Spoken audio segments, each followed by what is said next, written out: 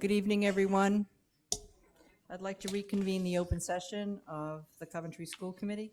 And if we could, I have 7:01. And if we could all stand for the Pledge of Allegiance, please. I pledge allegiance to the flag of the United States of America and to the republic for which it stands, one nation, under God, indivisible, with liberty and justice for all. And if we could remain standing for a moment of silence as we consider the 18th anniversary of 9/11. Keep all those souls in your thoughts, and also the thoughts of our meeting tonight as well.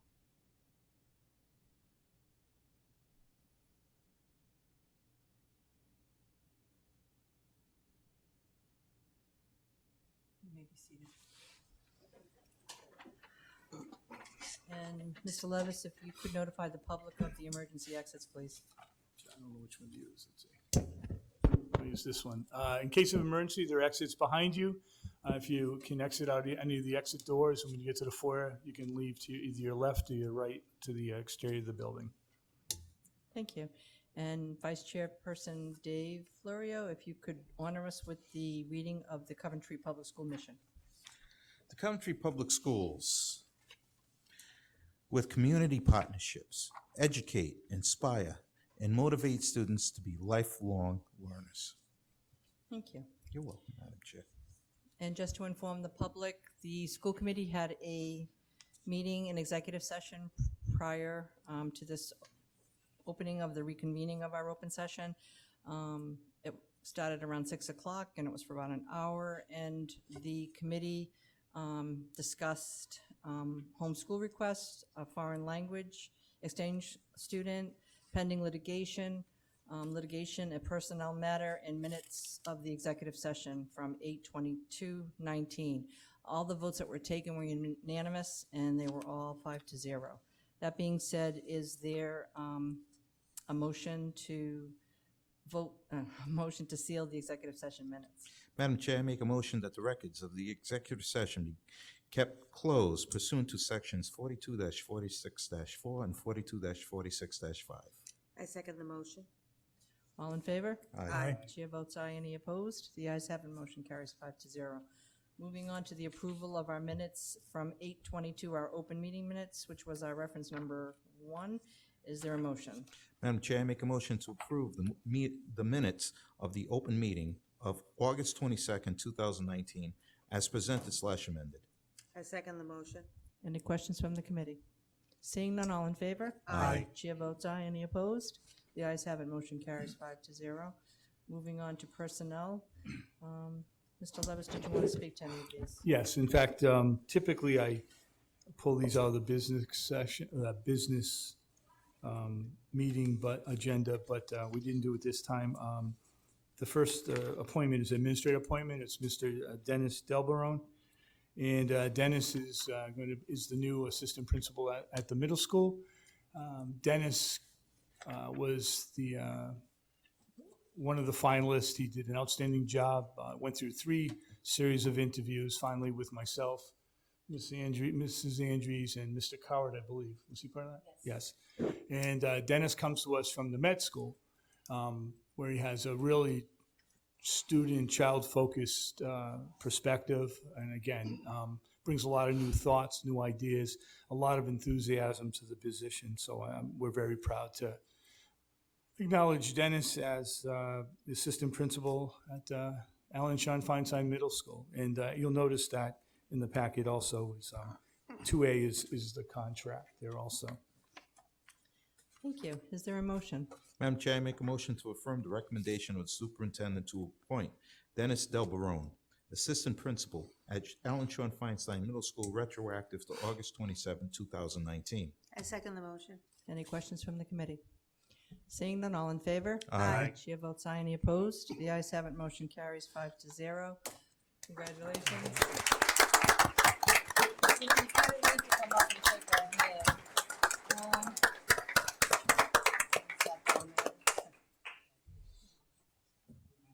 Congratulations, Dennis. Thank you. Congratulations, Dennis. I know you're already here, but Congratulations. Would you like to say anything to the crowd? Not that I don't put you on the spot, but I'm putting you on the It is spot. an honor and a privilege, and I'm really excited to be a part of. I already feel super welcomed by the staff and the leadership team, and I'm really excited and really happy. So Great. Thank you. Welcome.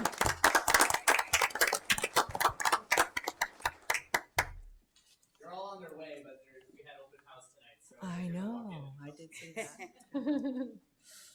that. Moving on to certified resignations, did you want to speak to any of these? No, just as Or stated. We're good.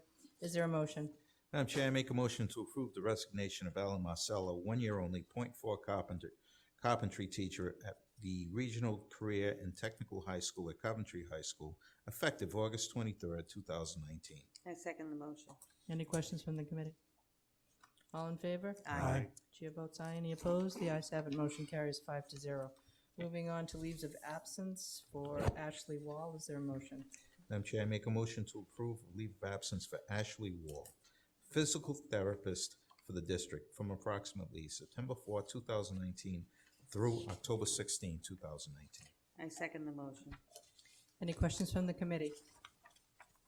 Seeing none, all in favor? Aye. Chair votes aye. Any opposed? The ayes have it. Motion carries 5-0. We already did our motion and vote, but if you'd like to stand up and say something, and I know you had open house. I know. How could you do it on a school committee meeting? We had already, it was before school committee. I know. I got your email. I saw that. Anyways, make a long story short, I was like, all right, tax hearing, of course, don't you think we could get the Wi-Fi and the method of work? So I said flavorful things in my mind. I'm not gonna here, and I apologize. He has been a great asset so far. He came in on the very first day, hit the ground running. He actually started taking initiatives on himself, and I'm really excited. We got some good references from him. They said that he's somebody who really goes out of his way to make sure projects are done, and he's already shown us some good signs. So I'm more than happy. He's a good guy. He likes to laugh, and he loves kids. So with that being said, I'm hoping that we got a long, good working relationship, and I wish him the best. And I'm happy to have him aboard. Wonderful. Thank you.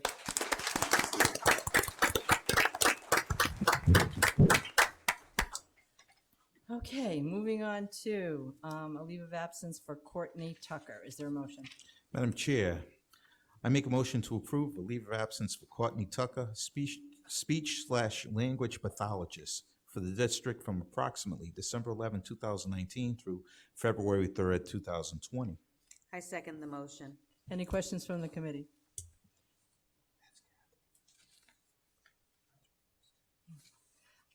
All in favor? Chair votes aye. Any opposed? The ayes have it. Motion carries 5-0. Moving on to certified appointments. Mr. Levis, did you want to speak to any of No, these? just as stated, we welcome them all aboard. Okay. Is there a motion for Brittany Carbone? Madam Chair, I make a motion to affirm the recommendation of the superintendent to appoint Brittany Carbone, 1 year only, 1.0 inclusion teacher, grades 1 to 6 at Washington Oak Elementary for the 2019-2020 school year. I second the motion. Any questions from the committee? Seeing none, all in favor? Aye. Chair votes aye. Any opposed? The ayes have it. Motion carries 5-0. Moving on to Michaela Targway? Tangway, Tangway? Sorry, I flipped that was on. no problem. Is there a motion? Madam Chair, I make a motion to affirm the recommendation of the superintendent to appoint Michaela Tangway, building base substitute teacher at Washington Oak Elementary School for the 2019-2020 school year. I second the motion. Any questions from the committee? Seeing none, all in favor? Chair votes aye. Any opposed? The ayes have it. Motion carries 5-0. Moving on to Joseph Sacchetti. Is there a motion? Madam Chair, I make a motion to affirm the recommendation of the superintendent to appoint Joseph Sacchetti, IEP, floater, substitute teacher for the district for the 2019-2020 school year. I second the motion. Any questions from the committee? Seeing none, all in favor? Aye. Chair votes aye. Any opposed? The ayes have it. Motion carries 5-0. Moving on to Catherine Wilk, is there a motion to approve? Madam Chair, I make a motion to affirm the recommendation of the superintendent to appoint Catherine Wilk, 1 year only, occupational therapist for the district for the 2019-2020 school year. Second the motion. Any questions from the committee? Seeing none, all in favor? Aye. Chair votes aye, any opposed? The ayes have it, motion carries 5-0. Moving on to Caitlin, Valletta. looks like Valletta. There you go. Is there a motion? Madam Chair, I make a motion to affirm the recommendation of the superintendent to appoint Caitlin Valletta, 1 year only, .7 math teacher at Ellen Shawn Feinstein Middle School for the 2019-2020 school year, retroactive to August 28, 2019. I second the motion. Any questions from the committee? Seeing none, all in favor? Aye. Chair votes aye, any opposed? The ayes have it, motion carries 5-0. And finally, Benjamin Rubenstein, is there a motion? Madam Chair, I make a motion to affirm the recommendation of the superintendent to appoint Benjamin Rubenstein, building-based substitute teacher at Coventry High School for the 2019-2020 school year, retroactive to September 5th, 2019. I second the motion. Any questions from the committee? Seeing none, all in favor? Aye. Chair votes aye, any opposed? The ayes have it, motion carries 5-0. Now, are any of those lovely folks here who were just appointed? Obviously, our assistant principal. I guess not. Okay. Moving on, we welcome them all to our public schools. Moving on to the public agenda. For those of you who don't know this, any of the agenda items that follow are open to public comment. If there is a vote, a motion is made, before we actually vote on that motion, the public is allowed to ask questions and give any kind of remarks. That being said, we can move on to number 7, which is the celebration for Shuri Recito. Mr. Levis? Sure. First, Shuri, I'm going to ask you to come up if you don't mind. So,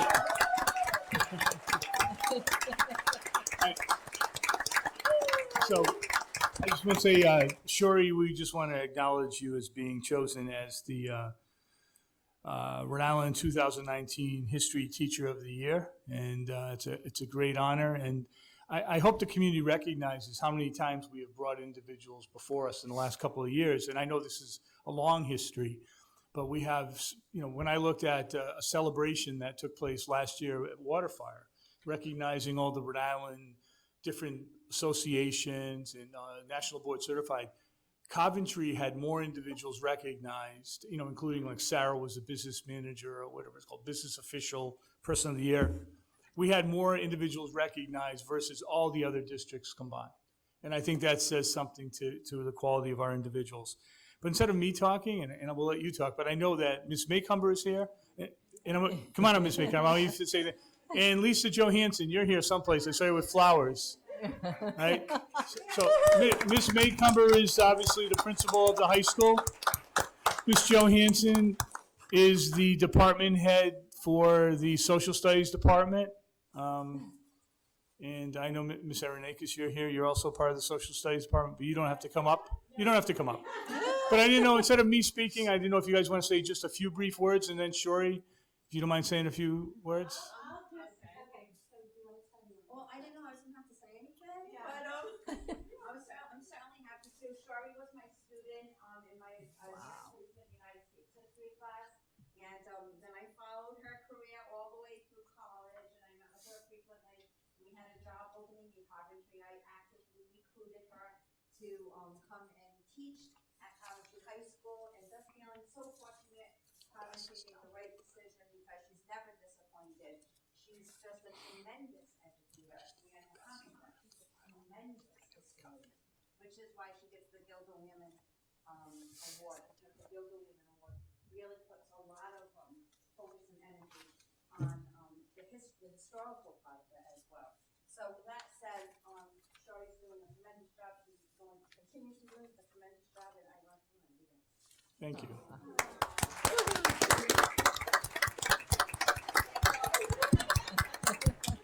So when I became an administrator in the building, Shari had just started, and I've been in her classroom. I was an evaluator for her. She's one of the best teachers I've ever observed, even in her early years. She's just always been amazing. My son is now a junior, and in his freshman year, and I just picked those teachers, but I was really happy that he had Shorty. And he loved her for the creative class. And so when she asked me to write a recommendation letter for her last year, it was probably one of the easiest recommendation letters I could ever write because she is everything you look for her as a teacher. She does things inside and outside of the school. She was a chaperone, along with her mom, actually. Her mom wasn't really a chaperone, but she became an official, we made her a chaperone on our trip, but she did a trip to Spain with me. She was an amazing chaperone.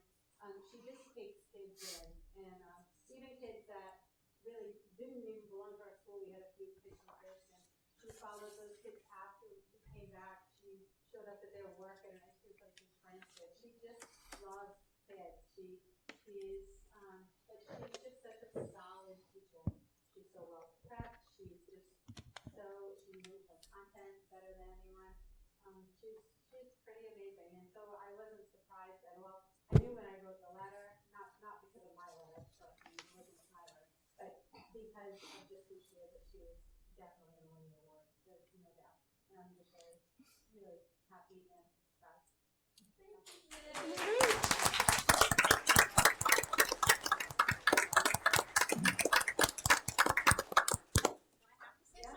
No, you have the opportunity to say a few words if you want. So I thank you for having me. I really appreciate it. I went to Coventry Public Schools, so I'm a product of Coventry Public Schools and the teachers that I had, and I take the experiences that I had in all the grades, elementary, middle school, and high school, and I try to bring that to my classroom with my relationship with my students and what I do in my class, and I just really hope, I love sharing my passion for history with my students, and I hope that it inspires them to study history, just like how I had Lisa Johansson, and I went from a kid who liked history to a kid who loved history, and I don't consider myself just a teacher, but a historian, like Lisa says. And I also have to give a thank you to my family. I got my whole family. Just for, support, buying me school supplies, and giving me ideas in my classroom, and, emotional support. So I thank them, and I work with a great department. I have Kelly and Lisa, and we have a really good department with lots of solid history teachers who are doing great things in their classroom, and that inspires me and what I do. And then another big thanks to Lisa, because it's just like this is the person why I'm a history teacher, and I try to emulate what she does in her classroom. That's great. And we have great people, like great leaders in our schools, like Brooke, and so it's like, how can I not try to do my best? So thank you. Step up.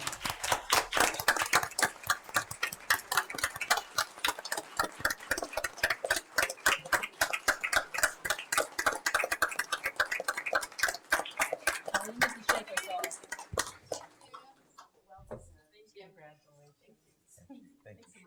Thank you. Congratulations.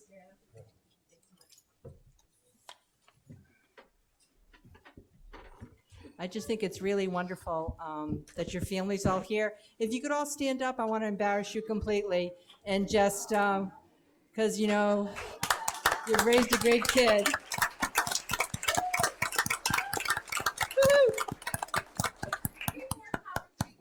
See that? Good. All right.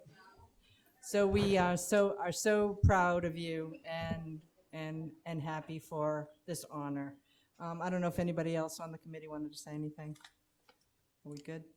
I want to say that, this is wonderful. Like Mr. Levis said, we've got these great teachers and they just keep winning awards, and I'm really very, very happy for you. Congratulations.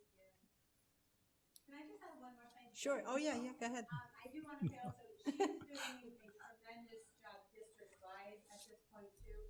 She's been instrumental in creating our vision of the graduate. She's one of 4 teachers at our school who has created that pioneer visit, and who is going out. She has gone out to every elementary school as well as our high school. She's setting up plans to go to the middle school as well to get this out there, and we will be, she's working on not just great things in our high school, but to promote great things in the district too, and community through the district. So Wonderful. I forgot to mention that. And it's great, and it's great work, and she's going to be presenting to you very soon. Great. Thank you. Anything else from the public? And my final thing, I wish I had had you as a teacher when I was in high school because I didn't like history. I know. And so I went into biology instead, but as I got older, I realized what a wonderful, wonderful thing history is. And so I love it now. But it must have been my teachers. They just weren't very good. They didn't excite me enough, I guess. But anyway, so keep up the great work. I really appreciate it. Okay, moving on to the presentation of our Silver Award recipients. So I'm going to ask Ms. Anzalone if you don't mind coming up, and we have Nicole Dacey. Nicole, if you want to come up also. Nicole is going to present, she's a former Western student, but she's going to present a project that's helping her get her Silver Award for Girl Scouts. So I thought I'd let Ms. Anzalone do a little introduction, and then Nicole, it's going to be all yours.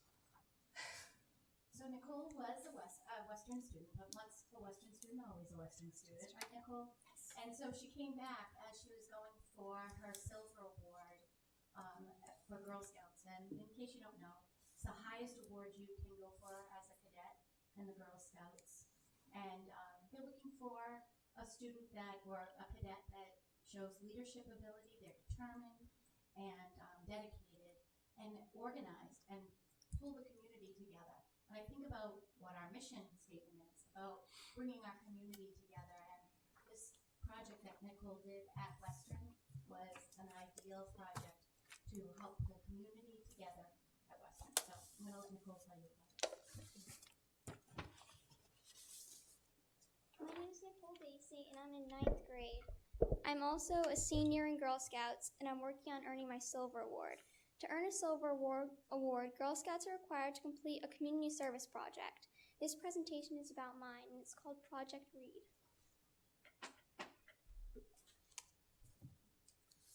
In engineering, everything starts with a problem. Then engineers follow a process to come up with a solution to the problem. The same is true for a Silver Award project. The problem that I began with was that there are too many Coventry students who are not aware of the library and all of its resources. These are many of the same kids who don't read because they can't find the right book. However, there are also students who don't read because they don't have access to any books. According to firstreaders.org, in middle-income neighborhoods, the ratio of books per child is 13 to 1. In low-income neighborhoods, the ratio is 1 age-appropriate book for every 300 children. Imagine if those 300 children all knew about and utilized the public library. They could have access to thousands of books for free. The same goes for students who claim that they can't find anything good to read. If they spent any time in the library, they would be able to find 3 good books to read. While this problem could be solved by giving each child a book, the underlying problem is not being solved. As the saying goes, give a man a fish and you'll feed him for a day. Teach a man to fish and you've fed him for a lifetime. The same is true for books. Rather than handing students books, give them a library card so that they can get their own books. So the underlying problem here is that students cannot use the library without a library card, and many families don't know how to get one or feel that it isn't necessary. After establishing a problem, the next question would be, how can this problem be solved? Logically, if the problem is that students and parents don't know how to get a library card or are not aware of what it can get them, then the solution is to provide them with an easy way to get a card. The next thing that I focused on was how I could get library cards to kids. Night of the Arts at Western Coventry Elementary was the perfect place. Night of the Arts is a night where students bring their families to school and show off their artwork from the year. Out of Western's 350 kids, around 300 usually attend Night of the Arts. All of these students bring a parent or guardian with them, so it was the perfect opportunity to give out library cards. I was able to do this by partnering with Mrs. Anzalone, Mrs. Farmer, and Miss Tate. Mrs. Farmer is the children's librarian here, and Miss Tate is the librarian at Green. On Night of the Arts, Mrs. Farmer, Miss Tate, and Miss Young came to Western to help parents sign for library cards. Because families were already at the school, they were happy to sign for a library card. This gave them easy access to library cards, which gave most parents no reason not to get one for their child. Along with the library cards, we handed out frequent reader cards. These are special cards that Western Coventry students could bring to the library on their first visit, or a librarian would put a sticker on their card. They could then bring it back to school for a small prize.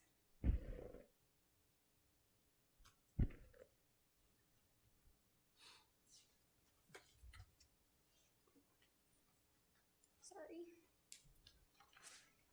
As far as the results of Project Read, by the end of the night, 60 library cards have been distributed. So 60 students will now have access to thousands of books, movies, audiobooks, ebooks, and much more.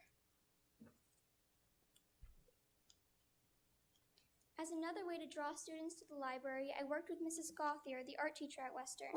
We decided to have a poster contest for grades 3 to 5. Their prompt was, "Why do you love to read?" In total, 42 students submitted posters, and the winning 3 were hung in both the Green and Coventry libraries. The idea behind this was that students would come to the library to see their poster or their friend's poster and experience some of what the library has to offer while they were there. Some of you may be wondering why I chose this project. I grew up at the library. My sister and I were there once a week, and we attended story hour, crafts, movies, and so many other programs at the library. I love to read, and I get almost all of my books from the library. Other kids should also have this experience. My Girl Scout Silver Award project has given me a chance to give back and make sure that everyone knows what our library has to offer.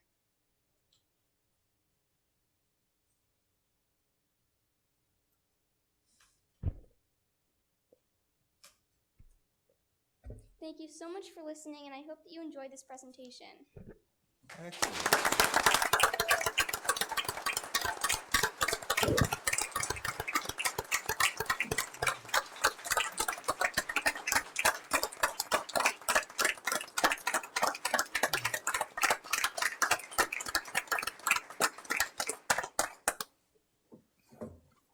also want to let you know that other connections have happened as a result of Nicole's project.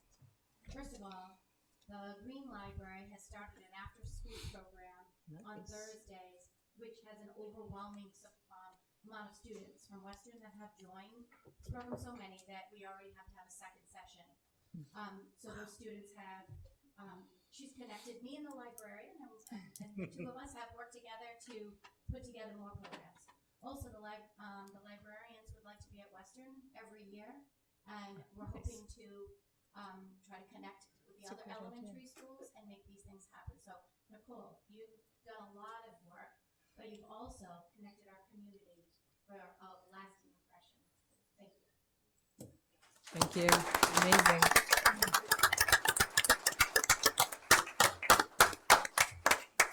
So Nicole, was the Green Library your I know you're from Weston, so is that the library you used to visit a lot, or did you come to this one?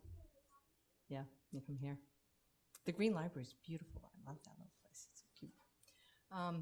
Did anybody want to, Dave, did you have any comments for Nicole? Fantastic presentation. Thank you. Thank you so much.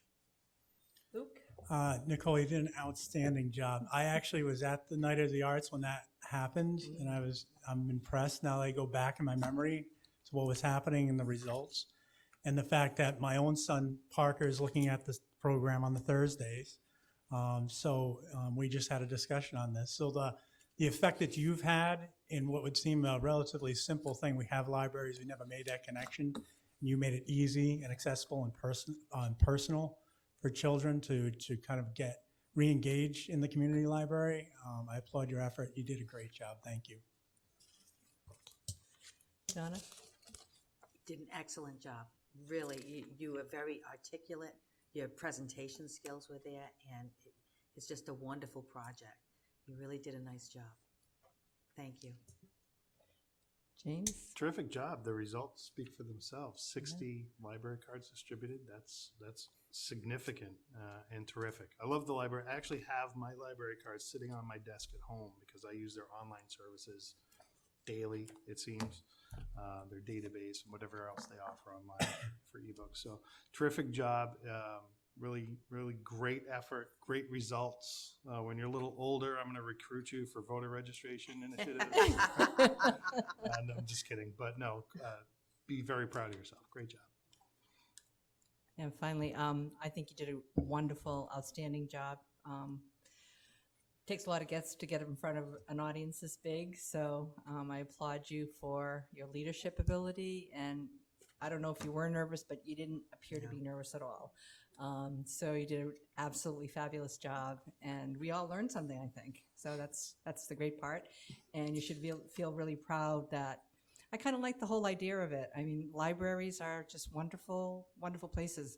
And kind of spearheading what James said, we'd love you to do a grassroots effort to improve our library here, the central one here. Take over this building. That's what they need to do. And build us a new library for this town. And then maybe put this, town hall stuff somewhere else. But it would be great. I mean, that's been discussed in the past, and so I want you to think about that. If you stay in Coventry and you become interested in it at all, get that grass group together that wants to support a new library for this town, which I would certainly approve of. Anyway, any comments from the citizens gathered? You must be her mom. Would you like to say something? You're good? Yeah, I like to embarrass you, sorry. Any other comments? So we thank you very much. And we'll let you go because I know you probably have homework and stuff. So if you want to, as well as anybody else that would like to leave that.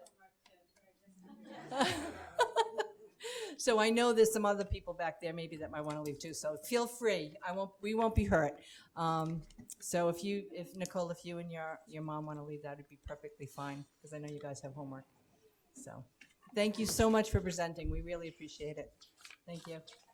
Oh, thank you. Okay. Moving on to number 9. The SRO MOU discussion and approval. Mr. Levis, I think you wanted to talk about that? Sure. So Mr. Anderson is here also. Before we get started, I just want to thank the Colonel, Mr. D'Agostino, who's counsel for the town of Coventry and works with the police department. I want to thank Ms. Andrews and several of the administrators. We've worked on this with Mr. Anderson for the past 18 months. It's been quite a labor-intensive process. A couple of reasons. One is the Department of Justice, I think in 2016, came out with kind of like a guidance letter to indicate and stipulated what a MOU should consist of. And we know that it's important to guide the process, both for the school department and for the police department. And so, again, you have that in front of you. I don't know if Mr. Anderson has anything you want to say, if there's any specific questions. Again, we feel that we've worked on this very diligently. It's been going back and forth. And I think we feel that this is a document that ensures and really delineates the responsibilities of the school department, the responsibilities of the police department, and where that line is drawn. We think that in a lot of communities, that's where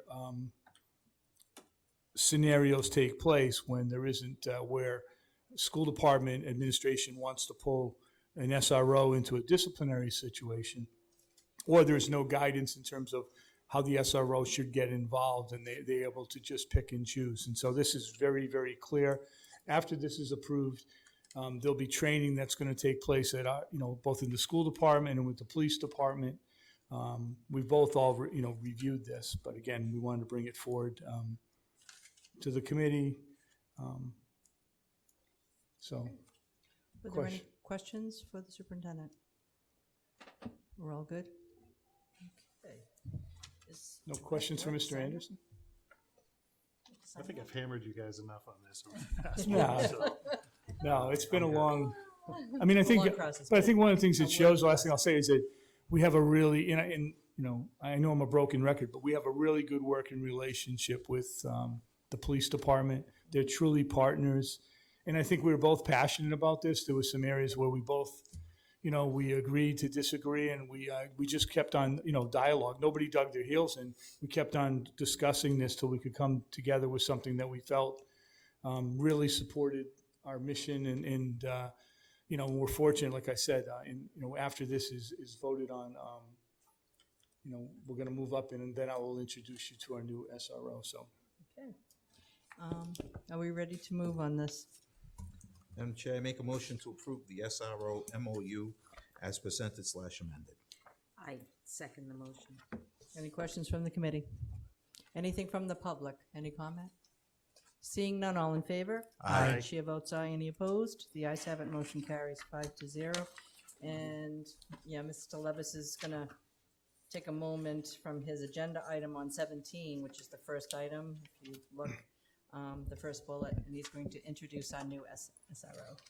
I just want to have Officer John Nickerson, if you don't mind coming up. And Mr. Lucian, I don't know if you want to say a few things afterward, but Officer Nickerson is not a new face. He's been around. He's been working with the middle school, working with a lot of our schools.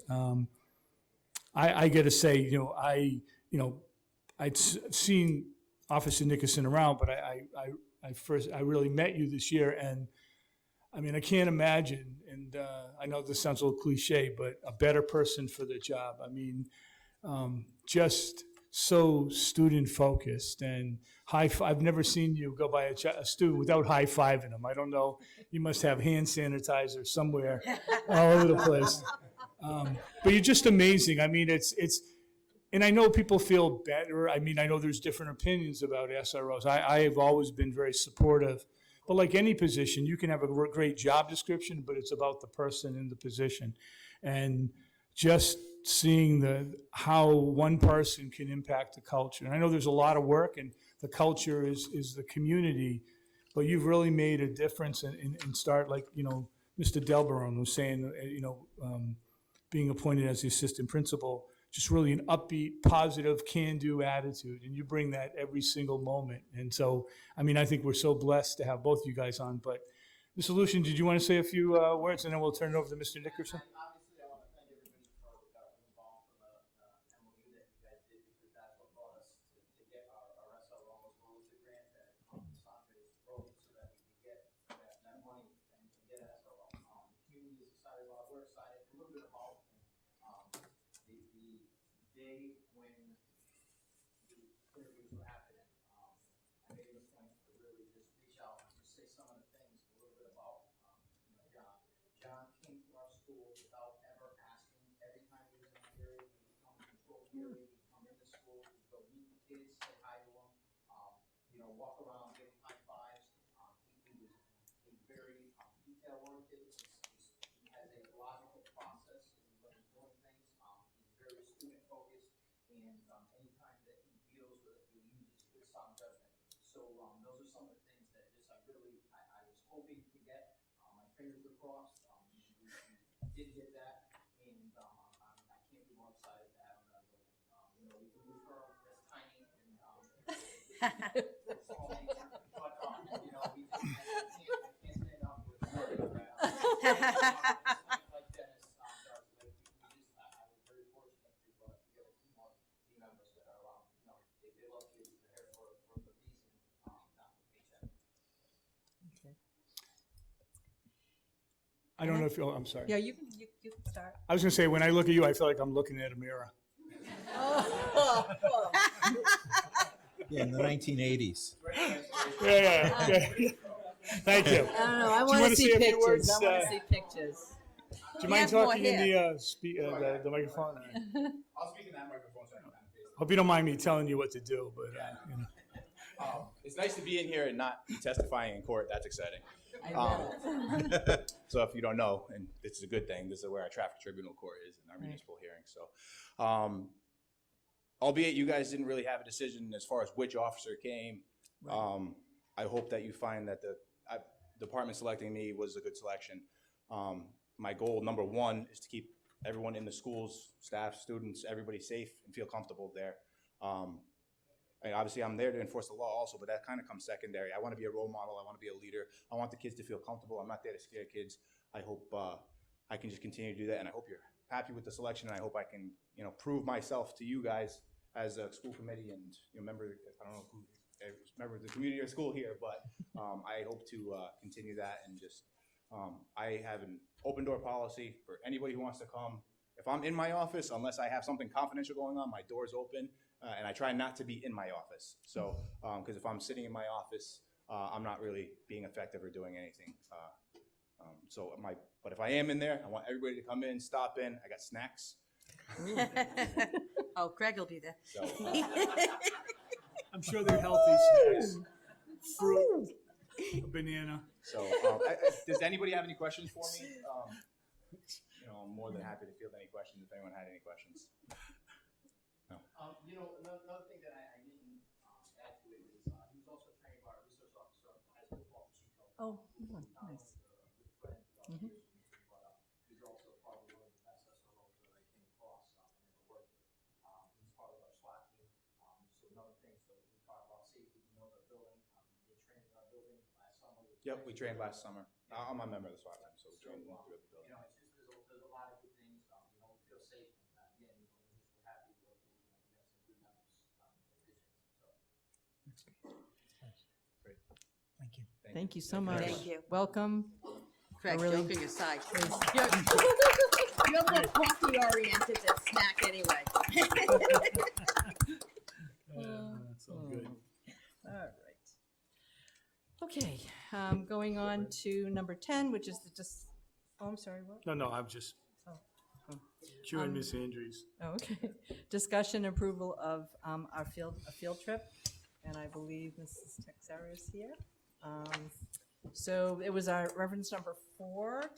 Did the committee have any questions just about say, it? Yeah, did you? No, I just wanted to kind of reference that one of the things that we've talked about with our policy was, I think Miss Andrews met with Ms. Texera and went through the policy, and we feel that's in compliance. One of the questions that came up and has come up in the past is in terms of making sure that anybody that's eligible for the trip, that we'd have a way to fund those. And what I had asked Mrs. Andrews was, and this came out of our policy subcommittee meeting, was to make sure that that's a possibility before we even bring it forward. Because if it isn't, then we wouldn't bring the trip forward. Because there's opportunities in our policy. It talks about fundraising. And so I just wanted to state that, because that's something that we'll be looking to do to make sure that we can provide these opportunities to students within our district. So I just wanted to frame that for the committee. Thank you. Okay, were there any questions for Madame? So I just wanted to say that, Sure. that, this actually, this is a Quebec trip, we do Quebec to Montreal. I've done this in a 4-day trip, this time it's a 6-day trip. And it kind of came out of my students being disappointed that they weren't able to have access to the Europe trip, and the Europe trip is significantly more expensive. So this is an opportunity to go abroad, to have an opportunity to be in another country, speak another language, and I was happy to be able to provide that for our students. So there is a trip, I'm also on that trip. So I went from not being on any trips at all to, there's a trip going to Europe. And I'll be invited. I said, yeah, I'll give you permission. There's like 28 kids in our class going, you gonna try to be a chaperone? Okay, I'll look into it. Then Madame, like 200 people signed up for the trip. Will you be in charge of the second bus? So the answer is yes. And this is after I had already, proposed the Quebec trip. So when we will travel this year, hopefully we I guess so, yeah. get to bring these kids to an amazing opportunity. So I do appreciate your support. Thank you. Thank you. Thank you. Thank you, Madame. Any other further questions? Are we ready to move? Is there a motion? Madam Chair, I make a motion to approve the field trip for students of French B and student of world language at Coventry High School to travel to Quebec City in Montreal from November 7, 2019 to November 12, 2019. I second the motion. Any further questions from the committee? Anything from the public? Seeing none, all in favor? Aye. Aye. Chair votes aye. Any opposed? The ayes have it. Motion carries 5-0. Have a wonderful time. Moving on to number 11, which is the ALICE training schedule for elementary schools. So this is just kind of a informing and a discussion with the committee. So we did the ALICE training. Obviously, we've done training with the high school, middle school. The high school just did a kind of like a research type of training. And it's very intense training. We've talked about this. I've been meeting with different people. We did one training at the elementary school, Washington Oak. You know, a lot of different feedback, a lot of feedback about it. I'm still meeting with people on feedback. But this is more, I think part of it is we're shifting from, the state requires us to do lockdowns, but what we're training is different than lockdowns. So part of the conversation we're having is, you know, we're doing these lockdown drills, and you know, the state requires all these different drills, fire drills, evacuation drills. But Alice is a different philosophy, different mindset, and we're working on that. The state is looking at that. The superintendents are looking at that in terms of the state's requirements. This is about how we're going to get the rest of the training done. We need to finish the training this year. It's a 2-hour training. We also recognize we need to build in time for debrief with the training. So one of the things I just wanted to have a conversation with, and this is just, you know, I think we've had conversation, Mr. Coward's not here, but a conversation with elementary principals about looking at, you know, having an early release day, but would be an early release day 1 day per elementary school. It wouldn't be the same day because we limit it with trainers. And, you know, I've had different feedback. I'm not even here to say what that early release, would it be a half a day? Would we be able to, I really like to feed kids and make sure that they go home at lunch. But we have, you know, there's a timing piece. So we haven't worked out, I'll be honest, we haven't worked out details. I've received some feedback. Mrs. Anzalone sent me an email, I believe, with some feedback just recently. And we haven't really had a chance to process it. But I wanted to go public and say, we're looking at having like 1/2 day per building. Some of the recommendations we're doing at the same time we have early release days at the high school. Or somebody else had recommended looking to do it on a Friday. And, you know, we have to work out all the transportation, the lunch. But I wanted to, you know, we have to get this done. And we feel that we could do it after school and pay people, but people have responsibilities. People have, you know, just because you're going to pay someone doesn't mean they can stay. And this way we'd be able to do the training during their school day. So that's what I wanted just to share with. I wanted you to hear it from us because, you know, we can come back and let you know in terms of what our plan is. But you know, that's something we haven't done. Some communities do early release days for professional development. I live in Massachusetts, and that's a common practice. They do 1, sometimes 2 a month, some of the months, and you know, people get used to it and they make plans. You know, here we know we're gonna have to notify parents early on and look at how we're going to accommodate families, and we know we have to do all that work. But I wanted you to hear it. This is what we're thinking right now so that we can accomplish this. You know, I just met recently with you know, I met with Mr. Martin and Officer Pacheco, because those are the two that both been trained and spearheaded. They bring other officers in, but they believe they can do, we got the numbers from the elementary schools in terms of teachers, and we think that they can do that, like I said, you know, 2-hour training, plus we need to build in some time for debrief. We realize that's really important. So that's what I wanted to present to you. If you have questions, comments, concerns about it, but we feel that's really the only way we can get it done. And we don't have other days within the year, you know, based on what we do. Our days are up front. So I think it's the best way to do it. Again, we have to be strategic, and we have to really communicate early to families and what we're doing, and so they have time to plan. You know, this isn't like a snow day where it's just thrown at you, but we want to make sure. So I just wanted to share that with the committee, and if you have questions, comments, feedbacks, please let me know. And then I'll be meeting with administration, meeting with, I'm sure the union to make sure, I mean, it's during the school day, so I don't think that'll be an issue, but we'll bring everybody involved so that everybody is, you know, a partner in this. I'm not trying to blindside anybody. Sounds like good. Any questions for Mr. Levis? Good. Everybody good? Anybody from the public? Any questions? Seeing none, I guess we can move on to number 12, which is the renewable energy project discussion. So, Mr. Levis and. Do you want to come up and, do you want me to? I mean, there's not too much to discuss yet, other than the fact that we have a finalized RFP for both the network metering and the consultant, so we'll issue both of those next week. We did go through legal and go back and forth. We did reach out to the town to see if it was something that we wanted to add a piggyback clause. I didn't get a confirmation back as to which direction they wanted to go, so we had indicated that we were going to move forward with it regardless. So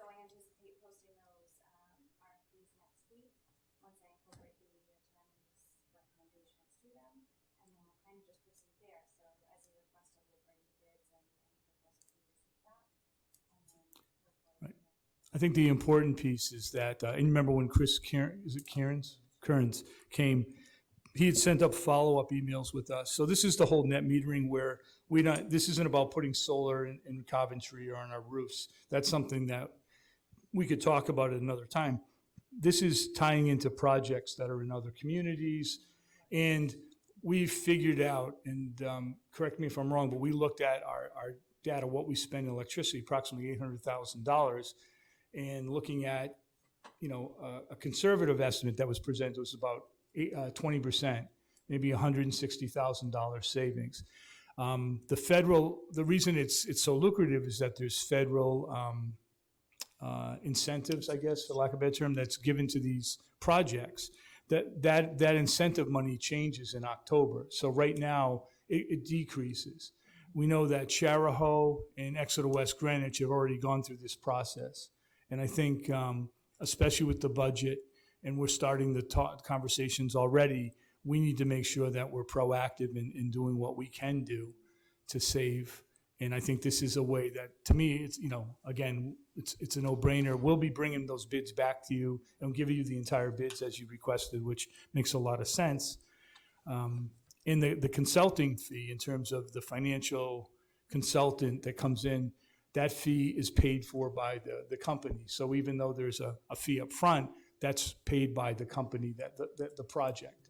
So there's really, it really comes down to what can we save from the project, and and how many people will actually bid for the project. So the more that bid, the more competitive it is. And my understanding, in terms of talking to Mr. Kearns, is that, it's been pretty competitive with those other communities. And we have a larger opportunity here in terms of our energy use, so. Can I ask a question? Yeah, sure. So 2 proposal packages, one for consultant, one for the, did we package anything in that RFP as far as preference to redevelopment sites, or, the selection criteria as far as whether we bake in something for the school district specifically? Because we had talked generally of whether like some schools have done on-site, like a solar array as an example, or did we just keep it open as far as they're welcome to propose what they may? We kept it open. I mean, we could Okay. go back and customize it. We did kind of go off of Charahoe, went through a pretty detailed process with this, so we did dovetail a lot there. I think that's where a lot of John's recommendations came through too. But I can send out, when I issue the RFPs, I can send those out as well. And if we decide to issue addendums as we move through the process, we can do that. I mean, as long as I've been working with OER, I mean, I trust Right. the administration to do what they think is, what they, I left it as the administration works with OER. I'm not involved Right. with the day-to-day. So obviously you've done that. And we've had his feedback. I mean, he's been giving us feedback all along, communicating all along, so keeping us abreast of what's going on with the community. So I think our RFP reflects that. Okay. Okay, Let's hope for anything else good. for Sarah? Anybody from the public? Okay, we can move on to Studio Jade presentation. The necessity, it was our rather large, Yes. a rather large presentation. So I'm going to introduce Kate Jessup here. Kate is with Studio Jade. Kate is an architect. But what's special about Kate is she's an educator. She understands the educational. I know Educational planner. I'm sorry, Kate. I So never claimed to be an educator. educational planner. And so it's been very helpful in the process. I know that, Mr. Florio and Mr. Murray were able to spend some time with us. You have the packet. And originally I was going to share it. I just felt that packet's overwhelming. When I went through it, and I was said in all those sessions, it was overwhelming. So my thoughts were to hand it out after this. It made more sense. But then, I think I was prompted, and that was a good prompt because it makes sense to give it to you. And that way, if you had a chance. But, anyways, so I'll turn this over to Kate. And what you don't know, Kate, is I believe that we had sent a letter to the town council because we know it's important to get, this is a presentation to school committee, but we know we need to go and present to them and let them know what we've been doing and to get buy-in. And I think we tentatively have a date set for next week for that, which we just found out today. So that's a very positive piece, because we know in our conversations, we talked about, not really putting the cart before the horse, but there's a lot of groundwork we need to do to bring it forward, so. Absolutely, and it's a discussion you want to make sure that all of the players, the community, the school committee, the educators, everyone's a part of the Right. conversation, that no one is deciding things without getting the input from everyone else. So today I'll be a little brief. I want to basically give you an overview of what we've been doing in this process so far. We've done a lot of work to date in the past couple of months that we've been working together. Phil Conte, the president of the company, apologizes he had a death in the family. He was hoping to be here as well. So I'm solo today. Today we'll go through basically the process and what we've been doing, what we've done to date, the activities. We'll go through and discuss what the stage one is, focusing because we know the letter of intent is very boilerplate. Really the only piece that you all need to be aware of is that you do have to set up a school committee, which I know that you're already working on. Building committee, you mean? School building yes, committee, sorry. yes. School building committee. Yes. And then the path forward, how we're going to really reach out and engage the community.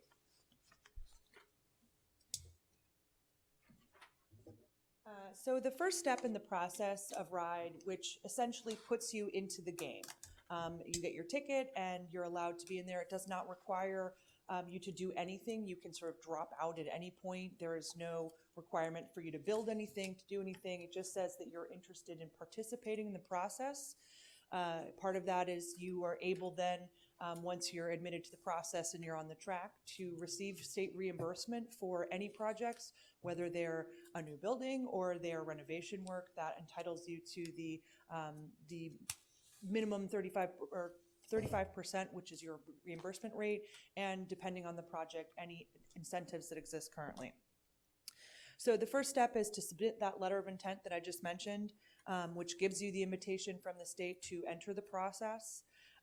You have decided to enter that January 15th. It can be done anytime up until then. There's a few signatures really that go into it, saying that you will sort of follow the RIDE regulations in the process, which means submitting all of these pieces that you have to do, as well as setting up that committee.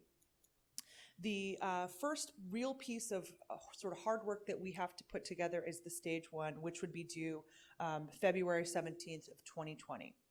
And that process identifies sort of the needs. It's the wish list.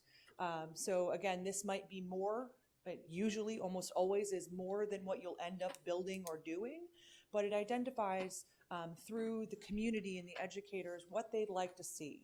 I always say that it's sort of without dollars attached, in the sense that if someone were to come here and give you $500 million, it's what you would choose to do if money was no object.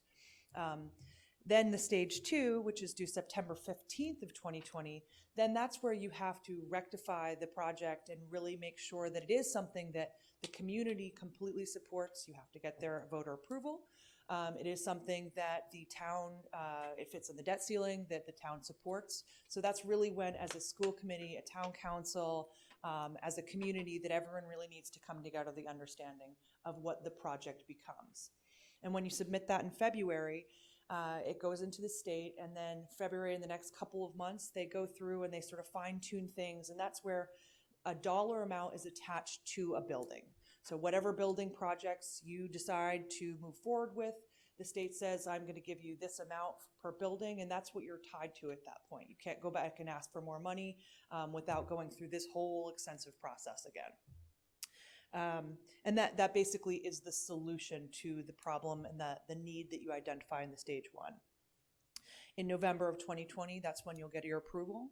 And then you'll pose a bond question in a special election, likely that you would then get your community support and then move forward with all of the selection of designers and everything else that goes along with it.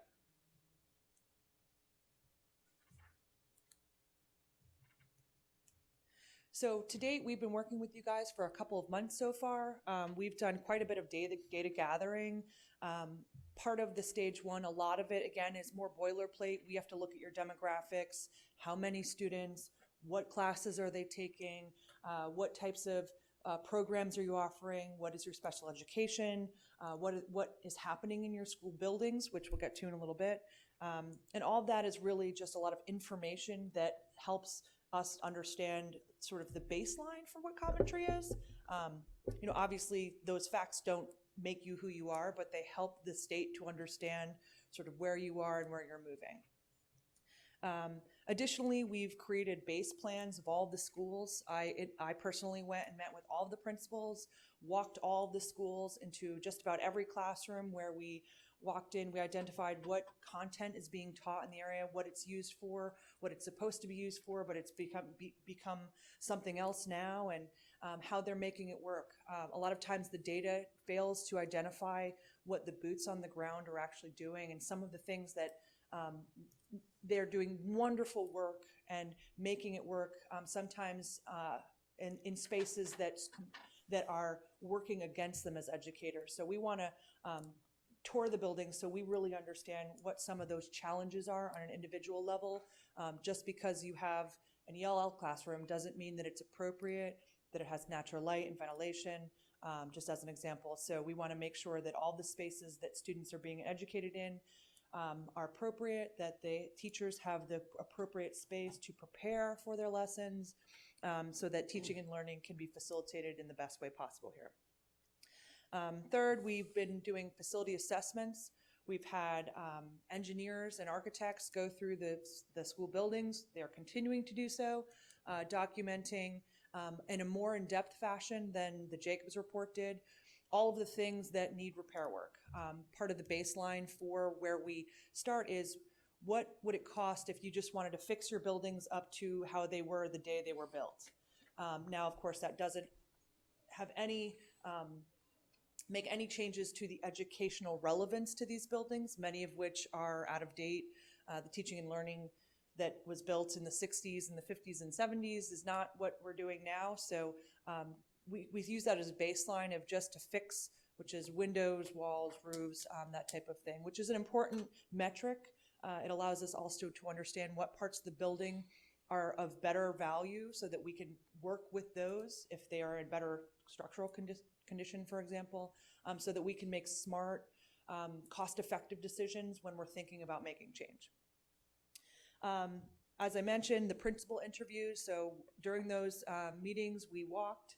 It was great. We sort of had to tiptoe around because there was lots of wonderful cleaning going on. It was right before the school year started, so we got to see how things were in action as they were being put back together.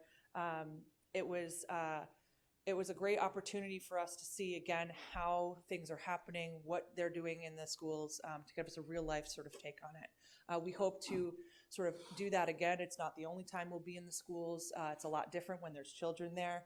The high school seemed very big when there was no human beings in it. So I'm sure it feels a lot different with seniors sort of crowding you in the hallways. So that was really important for us, again, as sort of a, not a quantitative, but a qualitative understanding of the school buildings.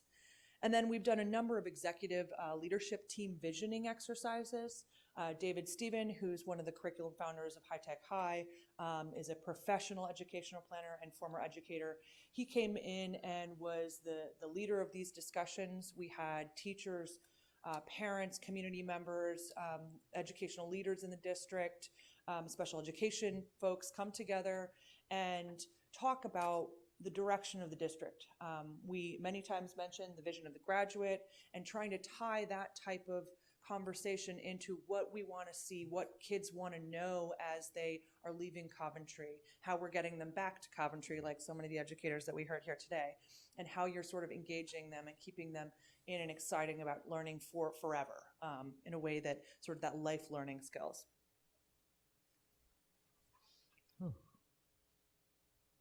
So I'm not going to read all of this. This is the stuff that goes into the stage 1 report. As I mentioned, there's lots of boilerplate things that are just facts. Your contract that you have brought us on board qualifies as one of the components. Your operating budget is just information about how you're busing and what those costs are, and could our solutions help reduce costs.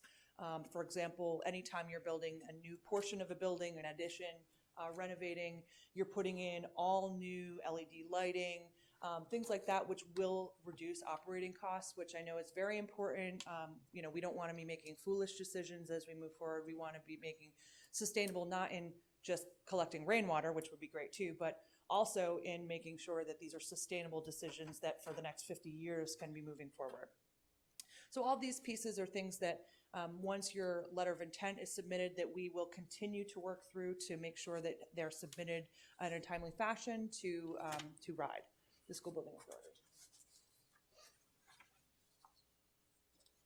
And then I just wanted to briefly go through, now you may have this already, but for those who don't have in front of you, the guiding principles. So part of the exercise that we had in the educational leadership discussions were, what are the big ideas that we want guiding whatever project? Even if it's just a single classroom being renovated, we sort of like to have big ideas so that decisions aren't based on, I like this, they're based on, this is what the community wants to see in decisions that are made. So the first is warm, safe, and inviting. And basically that has to do with access for everyone. It has to do with student health, comfort. We were talking about, earlier that the students coming back to the school, that's because they felt invited and they felt comfortable, creating that inspiration for learning and making sure that you're engaging students and families. The Girl Scouts project is a wonderful example of how that type of activity, even though it doesn't reflect a space change, is a way that we can get the community engaged in the schools, which is obviously a very important thing. Schools are one of the biggest investment that any community makes financially. So you want to get not just students participating in these buildings, they want to be a true community commodity. The next is future ready. So that, again, is aligning whatever projects are with the vision of the graduate, what that student, what that young person wants to do and become, and supporting that. It is innovation and instructional change. How do you see education being different in 50 years? These buildings will be here for 50 years. If you think about just what 2010 was like, now we all everyone has a mini computer that we carry around in our hand, plus a laptop. We're 3-to-1. It's not 1-to-1 anymore. So what will it look like in 20 or 30 years? We want to make sure that we are ahead of the curve and that the schools can facilitate whatever that may be. And we want to promote collaboration and visible learning. As we know in sort of the real world, when you go to work, you're never sort of working in isolation. Maybe some are, but it's not common. When you're working with a team, you're working with a group. There are challenges that we all know, and hating group work. Oh man, I have to work with so-and-so. They never do anything. As we all know as adults, that is still the case sometimes. So creating those opportunities where those collaborations can occur and it can become commonplace for them so they can work through those challenges. The next, which was, community really came up maybe more here than I think in other communities, that it was really important to maximize the use, that these became, as they are spread out throughout sort of maybe Western's a little further than most, but that they are community schools where the kids are around it and they become sort of a beacon for each of those communities to come together, and how you maximize that so that you can even create revenue when you're renting it out to basketball teams on the weekend, so that they can be something that the community can use, that you can offer adult education and how you can do that and facilitate those types of different flexible things that you could be participating with the community. The other career pathways and training from a state level, that's really important to have the pathways so that kids know what they're doing. There's nothing worse than a kid who goes to college because they were told they were supposed to and doesn't know why they're there or what they want to be in. And for however many dollars a minute that you spend in college, it's good for them.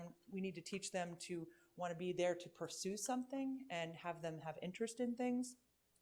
And if they're not going to college, we want to make sure that they're ready for their career, whether it's military or culinary. There's lots of different wonderful programs that you're offering, and making sure that they are able to even dip into those maybe even at a younger age than they are now, which we heard a lot about at the middle school going up and participating, and how we can facilitate that even better. And then the arts and science enrichment, that came up a lot in discussions with the elementary school. As many of you may be aware, sometimes those are the first to sort of get smushed into small rooms when more classrooms are needed. So we talked a lot about equity. The elementary schools right now don't have the same quality of space in each of them for arts. Some even have very limited sort of science activity where it's tactile learning, very important for the future of careers and anything to do with STEM. So I think we talked a lot about really putting those types of spaces in the forefront and making sure that art, music, and science, even at the elementary level, is created equally among all the elementary schools, so that it doesn't matter what part of town that a student lives in, that they have equal access to the same type of programming.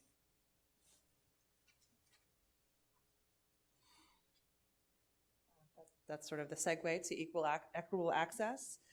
So again, the space and learning, so that every student has the same type of availability of spaces in their school.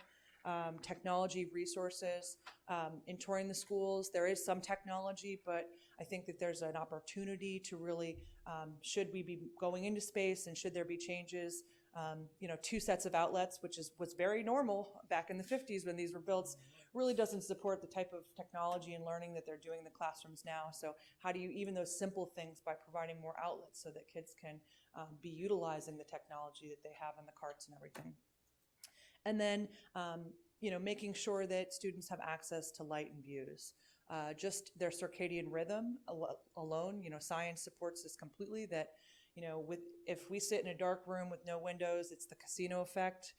You lose track of what time it is, you don't sleep properly, and as their bodies are growing at that age, it's extremely important that they are getting the appropriate amount of sleep, with their blue light on their screens that they're using until whatever time at night. We got to get them into a place where in the morning they have access to sunlight so that they know that's the awake time. That's lack of sleep is part of it, but it also is, if you don't have windows in a classroom, a student's going to think it's time to sleep when it's the morning. So part of it isn't their fault. Additionally, there's also wonderful opportunities for outdoor learning in this community. You have such amazing outdoor. When I was at Western, I didn't realize a farm was right there, and I was so excited when we went outside and I got to see the goats back there. There's just such great connections that can happen. I know that there's already some wonderful programs, and how can you sort of take advantage of land? I mean, not all communities have outdoor space in general. And so you have these wonderful connections to teach science and all different things, as well as like just animal husbandry and different things and careers that the community has. The next one is small school feel, large school pride. So this almost supports the social emotional health conversation, making sure that students feel known and loved and cared for. Sometimes in a big school, which is very cost effective to build, as you know from like Washington Oak being a larger elementary school, how do you break it down? And you did that by creating different wings that identified with different colors. So following that type of thinking in creating small schools, little environments within a larger building, so that you're building cost-effective buildings, but creating that emotional support that young students need. In a middle school and a high school, we see a lot of academy models where students have a cohort almost moving back, in high school going back to team teaching, so that a group of educators know students well. They can recognize when things seem wrong, and in that way they can really start to support that social emotional health that's so critical today.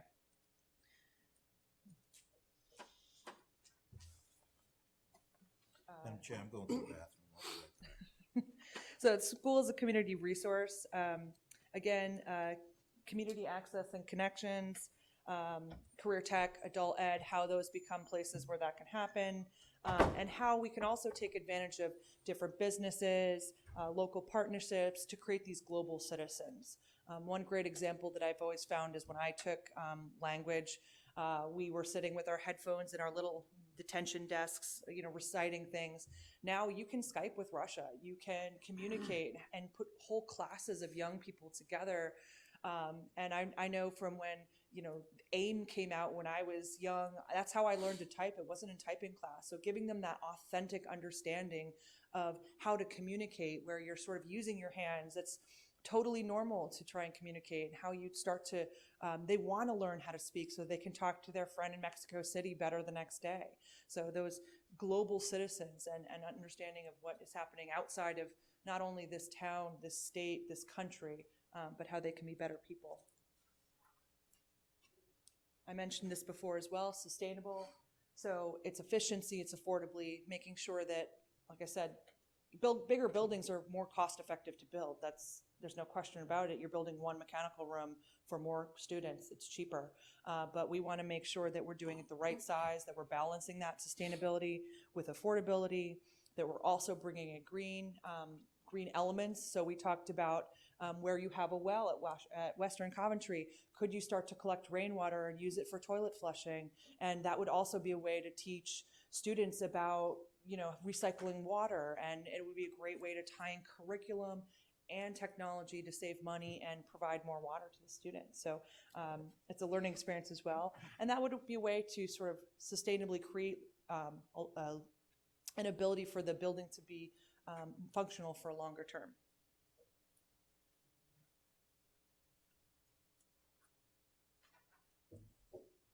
And then these are the plans of the buildings here. So I won't dwell on them too much.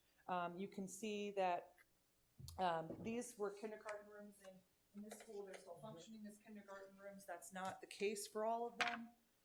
What you also notice here is that the administration, the speech, ELL, the library, the cafeteria all has no natural light. And there are actually 3 of this basic exact same building in the district. And as wonderful as the principals are, they're doing a great job. This is just not a pleasant place to be.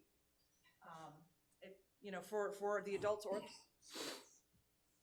So you can see here, these rooms, art and music should actually be larger than a typical classroom. And here, just to make the space happen, they've divided this, and then there's the modular out here, which won't last very much longer. So that media center, the students actually have to go outside in the rain, snow. They do a wonderful job shoveling, from what I understand, but still, it's not the ideal situation when the hail's coming in sideways in February. So again, the students or the teachers and everyone are really doing a wonderful job, but these classrooms are much smaller. Those should be far larger than the grades 1 to 5 classrooms, because that's the nature of kindergarten is more tactile. There's more stations. Again, so in this entire, you have the life skills. Again, those are classrooms that should be bigger. It makes sense to have them there. But then again, you have the K and sort of smaller classrooms. You have quite a few special education classrooms, which are very important, but it tends to then you get a lot of this stuff that's smushed in the RTI, which is really critical to making sure people are reading and everything at grade level. And those specialists are on top of each other. Bless their souls for working in sort of these very tight spaces together, and they do a great job of sharing, but they really should have more space. So Washington Oak is your newest school. It's in really great shape. You can see that they have more dedicated science space, which is able to be used and flexible, which is great opportunity. The library has different zones, which is wonderful too. So it's not just one room. As you see in one school, it was actually a classroom. Now it's the library, so it's very small. But it also doesn't create that sort of cozy reading nook versus the study area, which are important differentiations to have in a media center. But this is a really wonderful design concept of having these pods so that the students can have that identity, their home there. Unfortunately, I think we've got to figure out a way to really engage those centers, because right now they're sort of just open. So we've been in discussions of what could we do here? How can we make this a place? Could you put some carpeting in the middle and make circle time there? How can we make those, just improve them?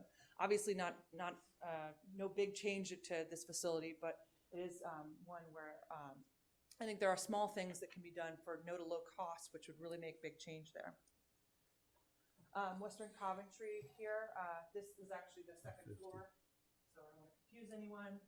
But you can see that where this was the very old historic part of the building, now they've sort of made this main office here, which in driving up, I had no idea where to enter the building. So it's fine, it's safe, it's got a secure entrance, but it's not identifiable. So there's a pride that I think needs to be sort of addressed there. How do you signal that this is the entrance to the school? This is where education starts to happen. Additionally, on the lower level, the cafeteria not only has some engineering, plumbing issues that are ongoing. The pipes are just too old. they don't last forever, and it's a very expensive thing when the stuff that's in the wall starts to break down. It's really expensive because you have to ferret them out of the wall. And it's not a super pleasant cafeteria, so how could you pull that space out and move it and maybe make that a music area or something along those lines so that you're not sharing space, or so that the stage, which is currently used as, it's a curtain with a bunch of copiers in it, because that's the only place where they can put any teacher supplies. So how can you start to make sure that those spaces are appropriate for what they need in that school? Oh, and I'm sorry, and then one other thing. So again, this is a classroom that they've made into the library music, and these inclusion specialists, there's actually, they put like these bookcases, and it's a wonderful solution, but it's 6 specialists for special ed and reading and all these different services all competing over the same, they have to sort of whisper because there's 6 different sets of conversations going on, and those are your most needy, sensitive students. In the middle school, there's a lot, the middle school and the high school have a lot of sort of good bones, I'd say. They both have opportunities. They both have lots of space. The auditorium is lovely. There's sort of there's great programming, but a lot of it was the tail wagging the dog, which is very common in almost every school district where they said, oh, we need some more space. We'll add this thing on over here. And as a result, I think they refer to it as Guam because it's so isolated from the rest of the school. So how can you recreate a part of this building? Here, these cafeterias, they're very small. There's no natural light. It's not pleasant. That's the only break these kids get. How can you create an environment where they're actually getting a break before going back to teaching and learning again? And how do you start to take all of this and really start to build around an identity and a core for the school? And actually the same is true of the high school. The high school is more than large enough to facilitate the education. It's one where I don't even think you'll need an addition to provide all of the additional programs you need. It's just sort of, there's a lot of opportunity in this area, which we identified. The media center is just beautiful. And there's the adjacent space is just ripe for creating those comfortable student areas. Right now it's sort of hard surfaces, hard tables, and what it's missing is just some cozy. So how do you take those types of ideas to really make the kids feel comfortable in line with these principles to help start to make some of that change? There's also opportunities here for like a storefront, where you had your childhood program, your ability to sort of drive up where you can provide services, where you can have certain things. The cosmetology folks should be parking there and coming in like it's any other strip mall. I don't mean it should look like a strip mall, but that the services you can get from the school could be a great opportunity. So again, I think it's one where we just sort of need to take a step back and look at it. I think a lot of these spaces up in here, like the weight room and the fitness room, have been repurposed. They're great.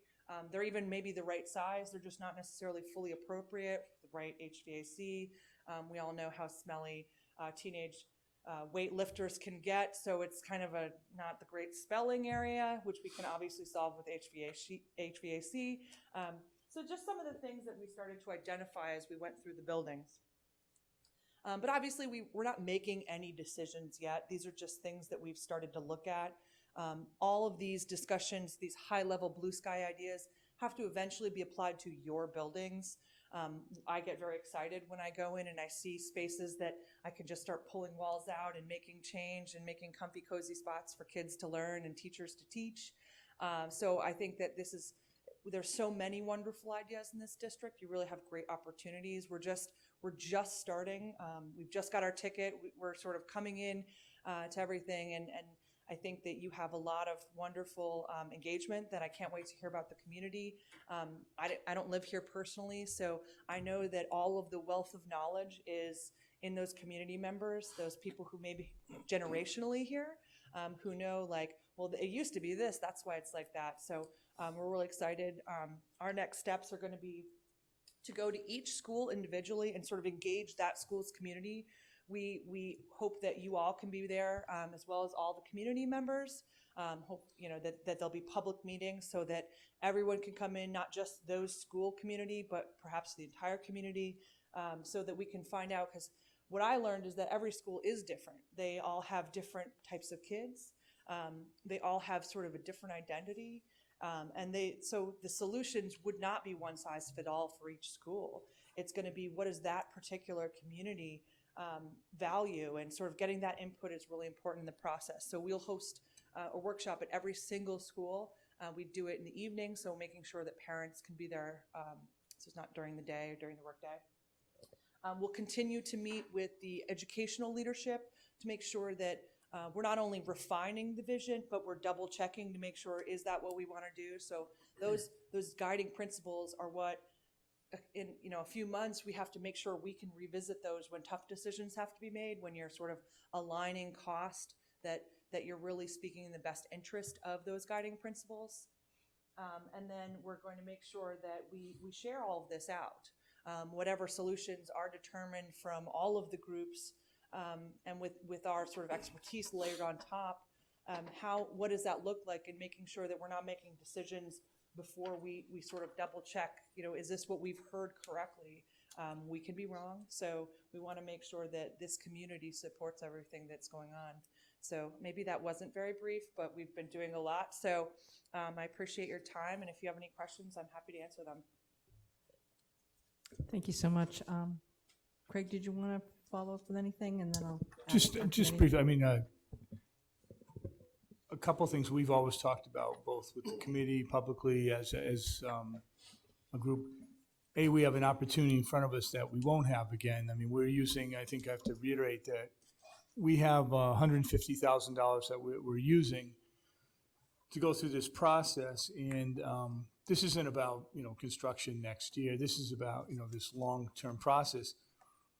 But we have to move fairly quickly, but balancing that with effective communication, getting buy-in, answering everybody's question. And then at the end of the day, figuring out what is the appetite for this community in terms of looking at all of our buildings, because we also recognize some of the things we've talked about is we can say, yeah, we'll focus on the middle school because everybody's going to go there, but we have incredible needs at many of our elementary schools. When you have teachers from Hopkins Hill, and the first time they go into Washington Oak and walk around like, oh my God, we had a school committee meeting there a few years ago where that took place. And they're thinking like, these teachers get to show, even though they've been teaching for years, they may not have been there. That's when we talk about equity. But we really have to get the community buy-in, because this is a plan, I believe, that's going to go 15, 20, 25 years. And we're looking for 50 years out. So I know, and I always go back to, I remember a conversation Mr. Pearson and I had out in the parking lot at the end of a school committee meeting, but like this is the next big, like this is the big piece that we really have to tackle, despite all the other issues we have, because we have a responsibility not only to the teachers and the students and the families today, but for the future of this community. So I feel like we have this one bite at the apple. We have to do it well. I heard the feedback that maybe we're going a little too quickly. We talked about that. We did the work that we felt we can do, that we can turn over and bring. I'm excited that we have that meeting next week, because we really need to get the council involved so they don't feel like they're being left hanging. We've invited the town manager and Mr. Arnett. I know they're busy, but we've kept them abreast of what we're doing. So, that's all I said. We have a really good opportunity here. You guys have been phenomenal. And so now, and we've had lots of conversations about engaging the community. So, Sure. So I just want to, I appreciate it and your guidance, but, we really need to get our strategies together. And I think, like I said, I'm excited that we have that meeting next week, because I think that's crucial. I don't want the count, because this is community money. We have a good opportunity here for reimbursement. I think that's important. We could have close to maybe up to, the high 50s or maybe even 60%, which is phenomenal. But we've got to do something that we think will touch everybody so we can get support and buy-in. But I also want the council to think, we're not doing it. We haven't done any real planning. We've just done a lot of conversation work that we can bring forward and move forward with. So, Yeah, and it's important to note, I think, what you just mentioned, that the plan that's developed is one that you can say, let's plan for 5, 10, 15, 20 years. What you submit in your stage 2 is a 5-year capital plan. It doesn't have to be all of that work. I mean, it's actually pretty unreasonable, given the moratorium, that, most school districts have hundreds of $millions of worth of deferred maintenance. So you can't capture that in 5 years unless someone hits the lotto. So, how do you make the right decisions effectively over the next couple of years and show the community what that type of change looks like so that you can make good decisions over the next 10 or 15 But years? this community, our educators, I'm in the buildings almost every day. The environment, we cannot deny anymore that, just show up and we have incredible teachers. The environment impacts education, quality of education here. I mean, I was in the high school last week and I was kidding around because it was free. I was freezing and I don't feel the temperature till tomorrow. Usually, it was very cold in a certain wing. Then one day this week, it was like the humidity was unbelievable. And it was 90 degrees. We have a section in the middle school where there's dehumidifiers. Even all the work we've done, dehumidifier in a classroom is being emptied in a 24-hour period of time 3 times, right? So, I mean, we have to do something. And we had, again, I don't want to belabor this. We have to do something, but we have that opportunity now. Our environment is impacting the quality of education right now for our entire community. So this is a great opportunity. Just in anticipation of next week's meeting too. Kate put up a timeline of when things needed to be done, but I wanted to remind you that we also, Kate Services is being paid for stage 1 by a grant from the state. The grant expects us to complete this process, at least that timeline, by June 1st. So I know, originally we had hoped for September 15th. We were moving a little fast. Hopefully that you'll see now that a majority of the work was done, was really more of a baseline assessment of where we are and to get an identification of need, not to set a vision. We don't have plans to go to bond, that are definite. It was more information gathering. But I will impress upon the council next week as well that we need to hit that January 15th deadline. So I know there are some nuances with this building committee that has to get straightened out. Again, it's $150,000. We're incurring time. We will be paying out that money. And I don't want to get to the point where we don't meet the requirements of a grant that was given to us and what that could mean financially should we have to pay that back. So this is a one shot that we have. Sarah, I have one thing. Yep. You can't, the council's not going to sit for an hour and listen to this presentation. Dave, can I say something, Dave? This is not about the council sitting for an hour of presentation. And you know what? If the council or the committee can't give an hour for something that's for our future, then I will say shame on that. This is something that's important.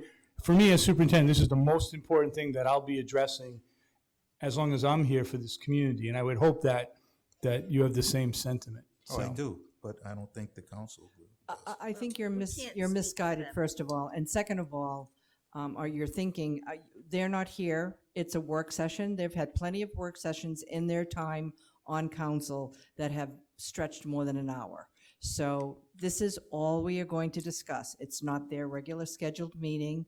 It's a work session on this particular process. So if they don't want to stay, then they can get up and leave if they want to. But I suspect, knowing the council, that they will in fact be interested in this information.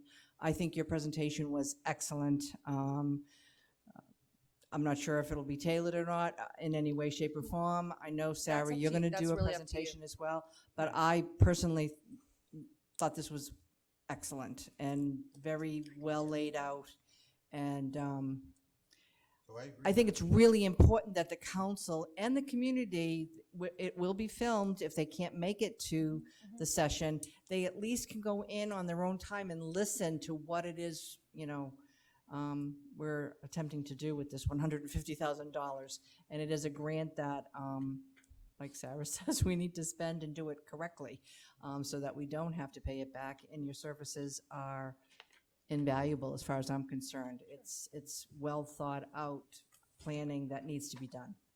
So I'm very pleased with this particular presentation.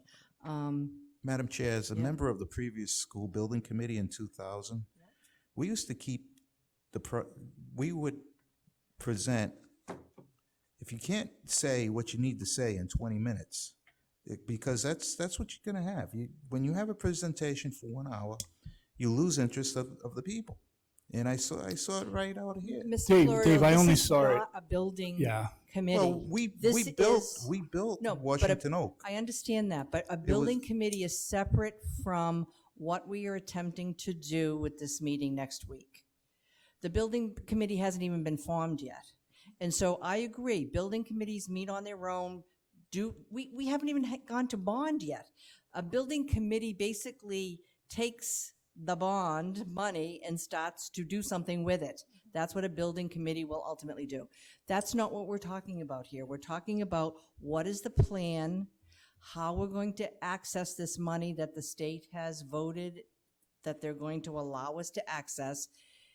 It's not a building committee function. So I don't see how if this could be boring, quite honestly, to our town council or to our community. Well, then I stand corrected, Madam Chair. I'm just, time will tell, but and I we're happy truly. to be more brief if that's preferred. You just let us know how much time we have available, and we're happy to make it as long or as short as necessary. We like providing you. I haven't seen all of you yet. So there's so much that we've learned that was brief for me, seeing as how there's so much to share. So we're comfortable with whatever you would prefer, how we convey that message. If you have any comments, we're happy to take them. Thank you. I think Luke's next in the line. So Luke, did you want to say something before Donna? All right, I'll say it before Donna, but I tend to agree with both, but I think we're in the weeds here. I mean, we have one hurdle next week with many hurdles to come. And I know that you've started the information gathering. I think it's the important part. I think the process is important. I think the why is important, I think, for the community, is that there's an opportunity for the reimbursement, which is really important for this community to know that that is sort of free money out there that we may not have again. That we have this sort of momentum with the design effort. We're looking at it through with a professional, and we're looking at it methodically and thoughtfully. And I think that is the framework we start with. We're going to have many meetings moving forward. So I think to both points, we need to get that information conveyed. This is one of many meetings we're going to have at council. We did have a discussion with council president at one point that I had proposed that school committee on an alternate date where we do our normal presentations, we actually specifically give a presentation on the building effort because it's that important that we should be in front of council at every meeting they have on some sort of topic. And one of those topics being, and I don't know how the school committee feels about that, but I feel that I agree with the superintendent that this is a one-shot deal that we're going to have this opportunity. So they need to be a partner moving forward after next week. Hopefully that goes well. And to Sarah's point, that we don't have to wait until January to submit the letter. We could do it earlier. Earlier is great. And then we can continue to work on our phase one and get it in as sooner the better. So, I think that, I guess my viewpoint on this is next week is a great starting point, that we've got all this great collected data, and now it's time to start sharing and working as a team. And so I think the point of Dave is taken is that this may be something that we could, as far as the building layouts, things like that, maybe not get into. It's more about process. Why are we in this process and what is the process? So we're going to have that opportunity to show, I think of like, instead of even showing even showing a building layout, showing the picture I took of the rain coming through the roof at the middle school while I walked through for 2 days is embarrassing to me. And I look at my daughter who goes there and I'm kind of appalled as a parent. So that picture alone tells kind of the story, right? Why are we doing this? Because that's my daughter in that school. So that's all I have. Thank you for the presentation. I think it was great, and I'm looking forward to moving forward. Thanks, Luke. Donna? I really enjoyed the presentation, and I liked seeing all of the elementary schools where you could see the layout, and you you really made sense as far as the middle portion, having no natural light and, you know, and my kids went to Black Rock. Yeah. So I know, and I remember walking through, and when I was in elementary school, we had big giant windows, you know, and walking through and thinking, you know, in the library, it's like, oh, it's a little dark in here, you know? So I understand where you're coming from there. And I think that, I don't think the town council will be all that, you know, uninterested. Because they've all had children in the school. Sure. So I thought you did a great job anyway. Thank you. James? Ditto. For everything except my children went to Hopkins Hill on the planet of Tatooine. I mean, the sand pit over there. Yeah, no, good high level discussion. I have no idea what the town council is going to want. I don't know. Quite frankly, they could want anything. Some members are going to want an executive presentation, executive level. Some may want to get into the weeds and start getting into this. Not sure. I think it's incumbent upon us to start this workshop off on a positive intent to build a strong working relationship and get everyone on the same page.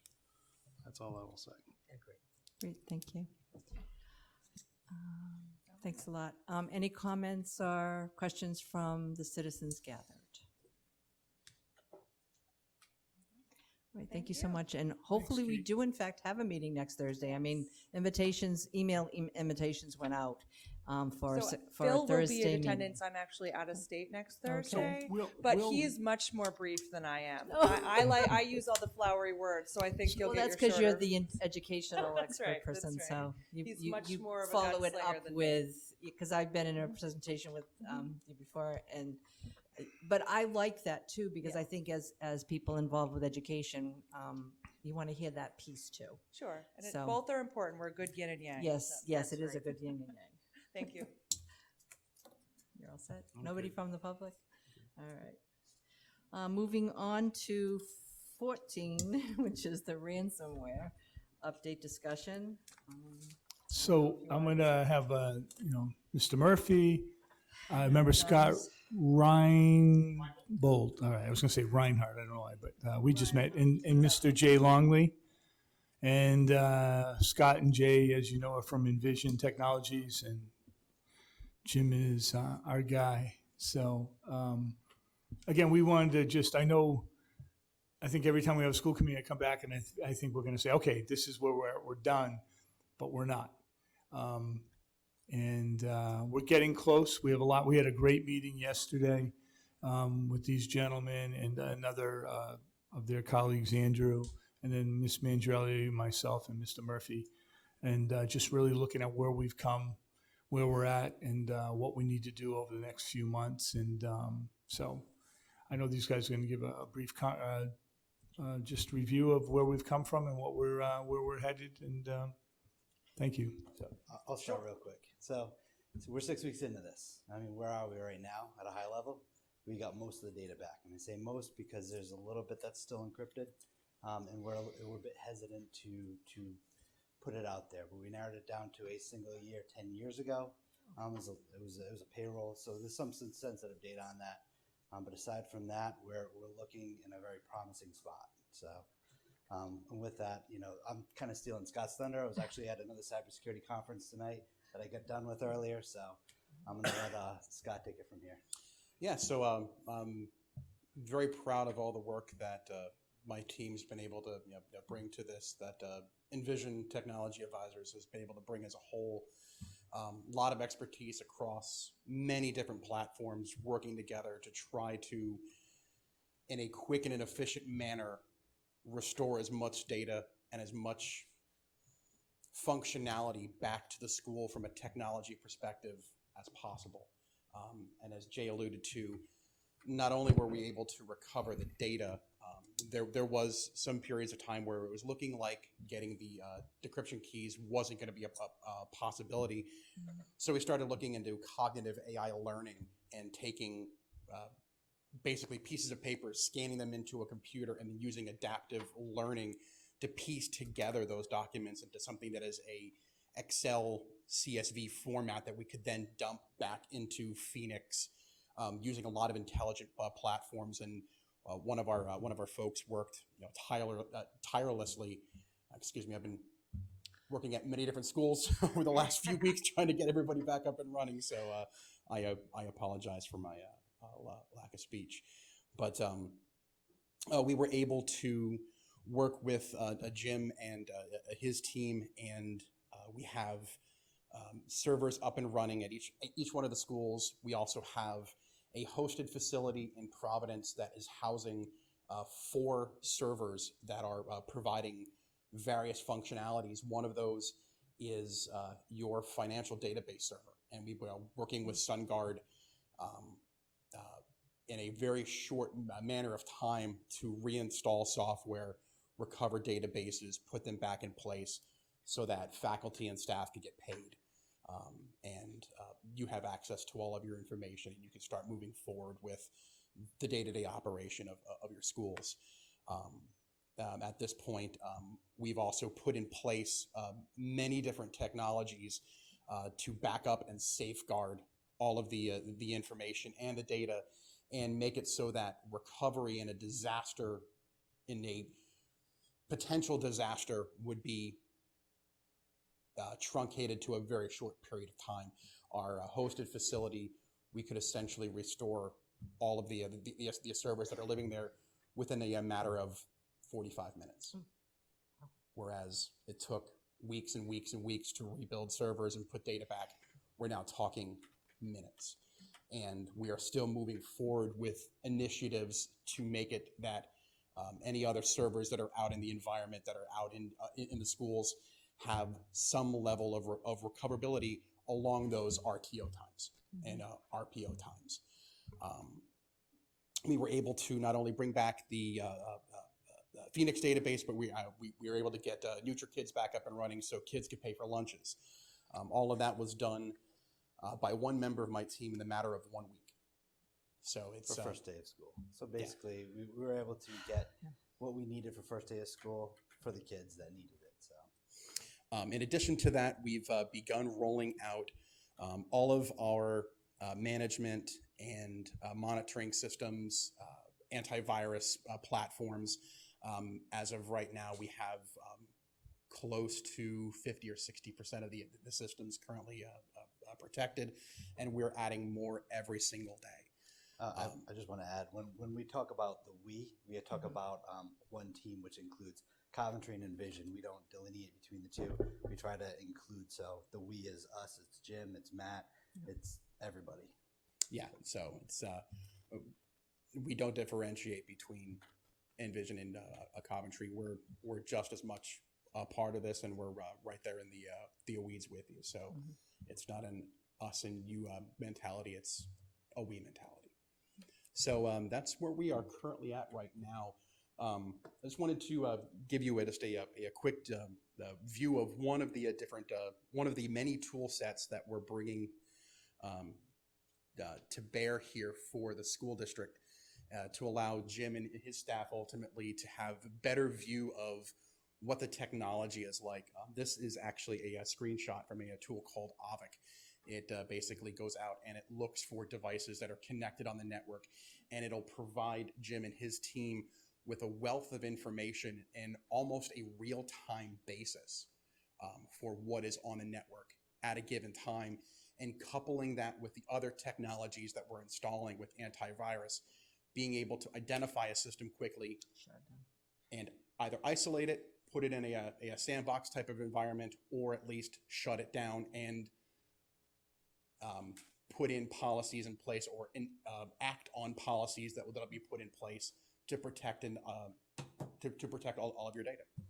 So another thing to note too on this is we had procured, as a town, equipment through eBay or Amazon or through various sources. This allows us to see what equipment is where in real time, so you can narrow down exactly which switch and which piece of anything is anywhere in the environment. It also gives us access to information about when it was purchased, when the warranty's expired, if they are still current. So we have wealth of knowledge, at their fingertips now. So. And just to add one more thing to that, we can even see if there is a bad actor who tries to walk into one of the campuses and inject anything. We can see what port he's plugging into or what wireless access point he's connecting to. We have that kind of visibility, and you now have those tools at your disposal to identify those potential threats as soon as possible. So one of the other things that we brought into bear, and Jay's kind of blocking my view here, from an environmental standpoint, as you can see, the endpoints, we're still in the process of identifying and installing all of the agents on all of the remaining endpoints, and those are desktops, laptops. That's touching every single computer in every classroom, libraries, admin spaces, so on and so forth. We're looking at putting email security and phishing software out in front of the G Suite platform, so that any emails that are being sent into students or staff, before it even hits the Google Mail servers, it's already being scanned, and it's already going through threat identification processes and algorithms. And if it meets any criteria that we deem, unnecessary, it's not even allowed to touch those servers and be delivered down to the students or staff. Which was where we believe the initial attack vector could have been. So it's one of a couple different areas, and that's one. Right now, using the default systems that we generally put in place, the price per month on leveraging that platform is in the tens of thousands per month. So we're re-architecting that system.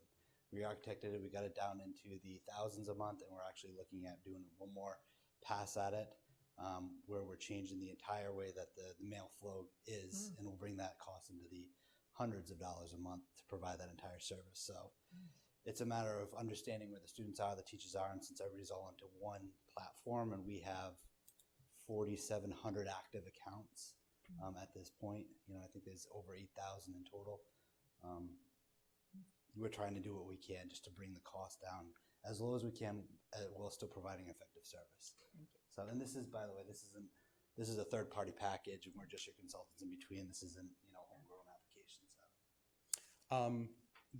The next bullet point is talking about more about disaster recovery and restoration of data.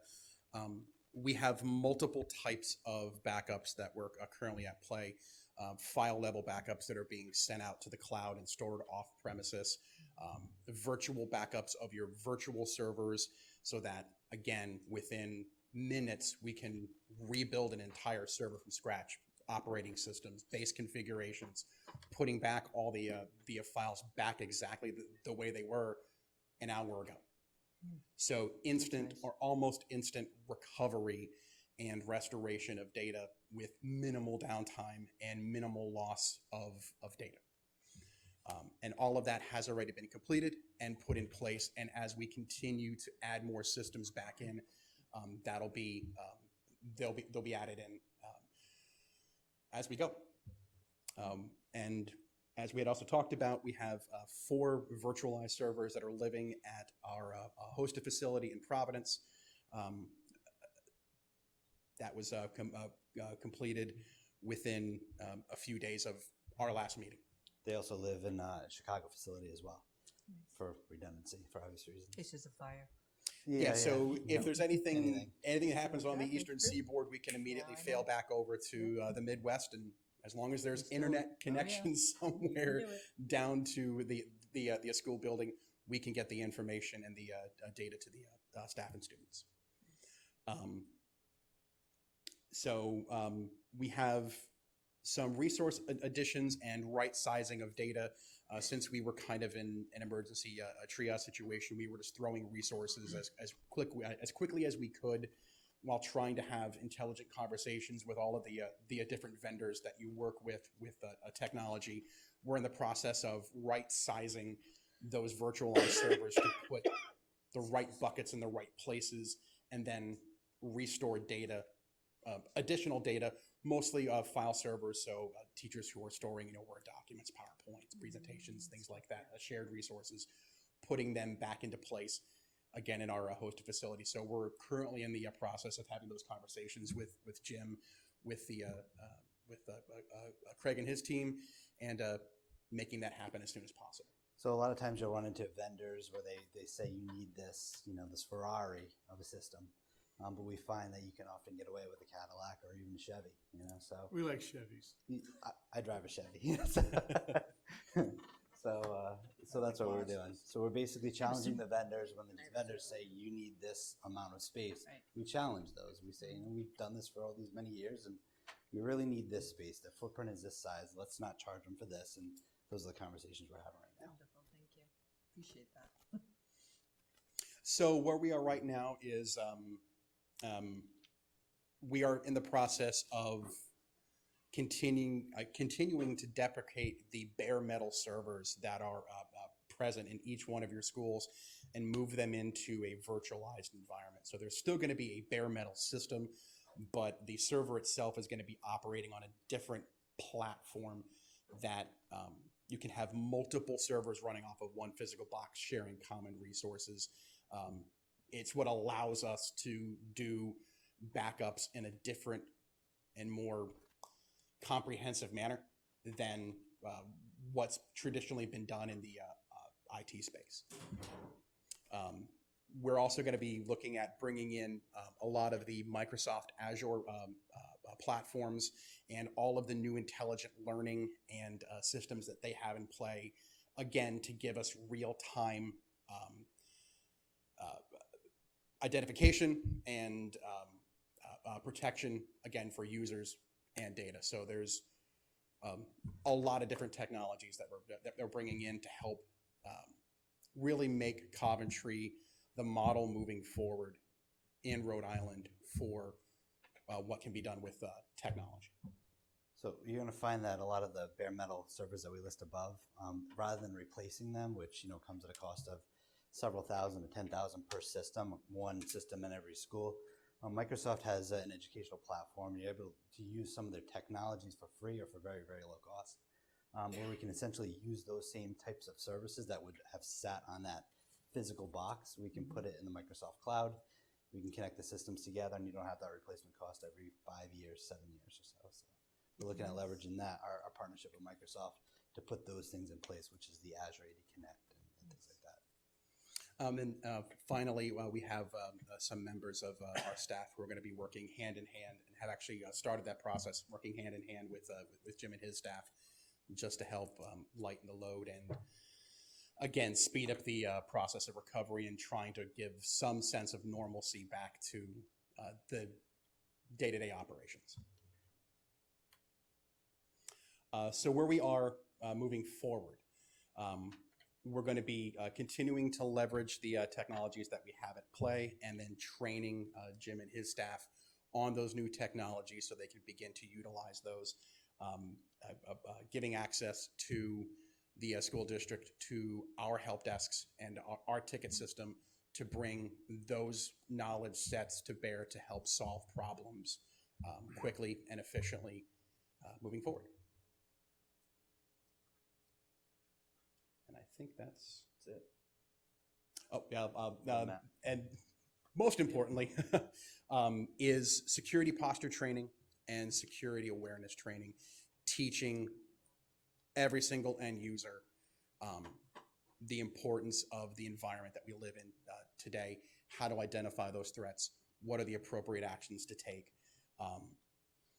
and putting additional security procedures in place, things like multi-factor authentication, things that many of us are starting to use, accessing bank websites, having to put in an additional password, or having to install an app on your phone so that when you put in a password to a website, you're getting either a text message or an email or a phone call with a challenge asking, is this you? And again, leveraging the Microsoft Azure platform, we can take that a step further and say, if Jim just logged into his computer over at a BlackRock, but 10 minutes later we're seeing Jim's credentials being used in Taiwan, something wrong is going on, and being able, again, to quickly identify the problem and isolate and deter.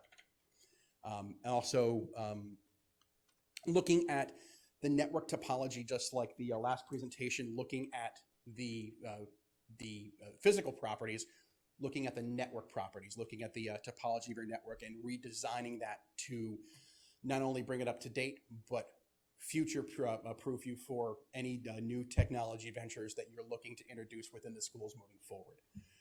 And then also bringing into bear penetration testing, testing the knowledge level that we just provided to all your end users through training, and seeing where those weak spots are, and then adding additional training to shore up those deficiencies.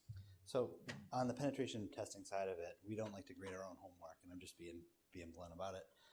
If we're in a network assisting with the rebuild and the management of it, we like to pull in a third party and they test it just to grade it. So you'll see a third party, when we get to that point, a third party grading the system and then giving us recommendations on how to harden it. I mean, that doesn't mean that we can't do it, but if we already knew about the issues, we would have scanned and remediated them ourselves. So it comes down to that. And finally, wireless AX readiness. Google has a requirement coming out in 2021-2022 that the newest wireless format, all of the Chromebooks for the G Suite application are going to need to meet certain basic requirements. And this is the opportunity for us now to work with you to get you ready for those initiatives and make sure that when those do occur, you're ready to handle it and not miss a beat. That's it. Any questions? So I just want to say Jim and his team have been phenomenal. Craig, and the support from Craig and Sarah, we couldn't have done what we've done without them. They've been absolutely instrumental in the building and getting you back up and running as fast as we have. Phenomenal job. So a phenomenal team that you have here. We're lucky to be working with them. I just want to say that because the one thing I know we haven't discussed is we've talked about dollars, and I just want to. So we have a meeting Monday, Sarah and myself, and we're sitting down, and in terms of looking at the insurance claim, there's two major areas. One is looking at the whole forensic piece, figuring out what was going on. In terms of our expenses, we know the insurance company has already spent money in terms of working with their reinsurance company, Beasley, and McDonald Hopkins, this gentleman we're working with, and this other company, Coveware. That's through the insurance company, the trust.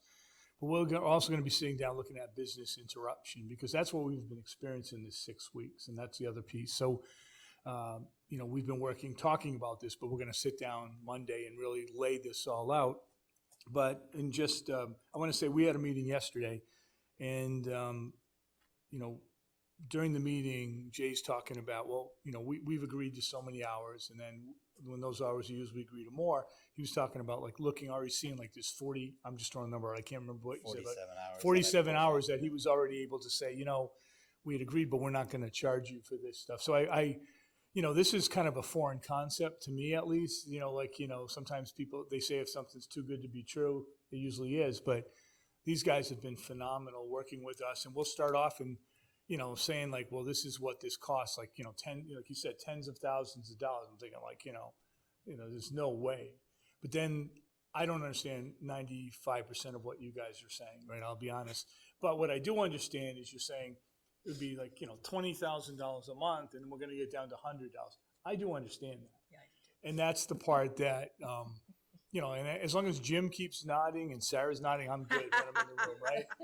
But, I think it's good because there are people at this table that understand what you're talking about. I don't, half of this stuff. But I think what we're doing is we're using this opportunity, and we call it an opportunity, to put the best systems in place. We've even talked about, when we talk about the wireless and getting us up to speed, we had a nice conversation about E-Ride and how we can use E-Ride. And they have an individual that will help us with that. So, and not only are you from Coventry, and the founder, Todd Knapp, is in Coventry, but you guys have been phenomenal. And, I think at the end of the day, we're going to be in such a better place, not only today, but for the future.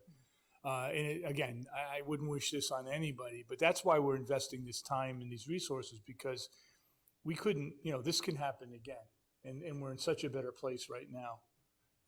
Like I said, 2 hour, 1 hour rest, that's all we lose, and we could get it up and running in 30 minutes or something. It's phenomenal. So I just wanted to, again, I want to thank you guys, and So at some point, we will come back before you with, this is what we've done, and this is what we're submitting, you know, the insurance company, and I keep saying that, but we're still not there yet. So maybe next school committee meeting, maybe the one afterwards. I don't want to keep promising something I can't, you know. So anyways, thank you very much.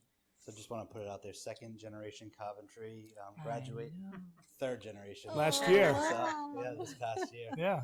Also in college, doing the Rhode Island Promise for cybersecurity. So leveraging that. Wonderful. Excellent. Nice.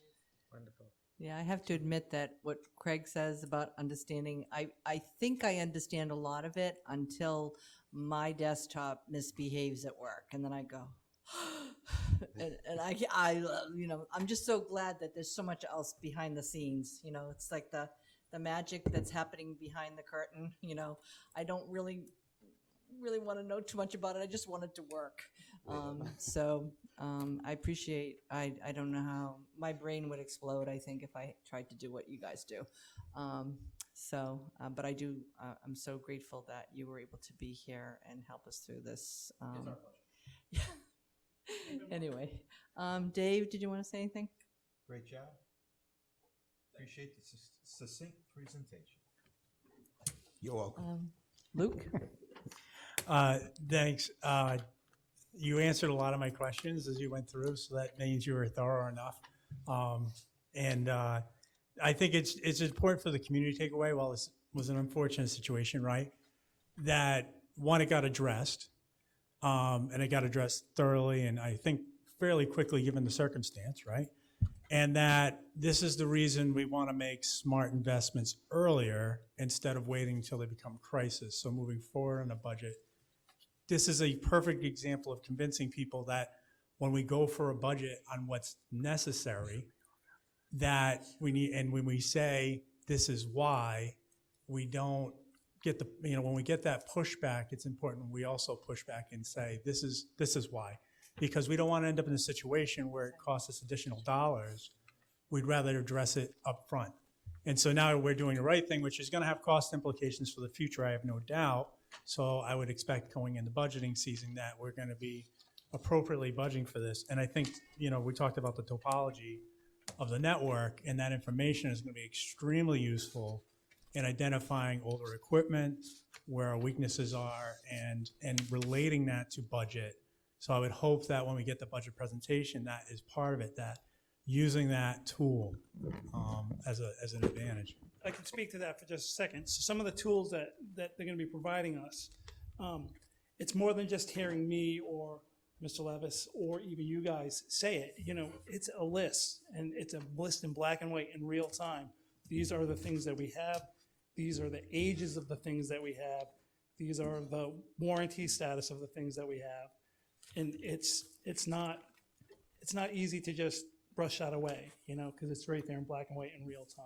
So I look at it as like the packet I was given on the, as a sort of dumbed down example on the facilities equipment, right? You can get a picture of a truck that's from a 1999 and rusted out bed. It's very tough to describe a piece of hardware in the computer environment to the lay public about why we need to replace that, right? This is why, because it's going to cost us more on the back end. So that will help educate everyone in the community as we move forward. So I appreciate your efforts.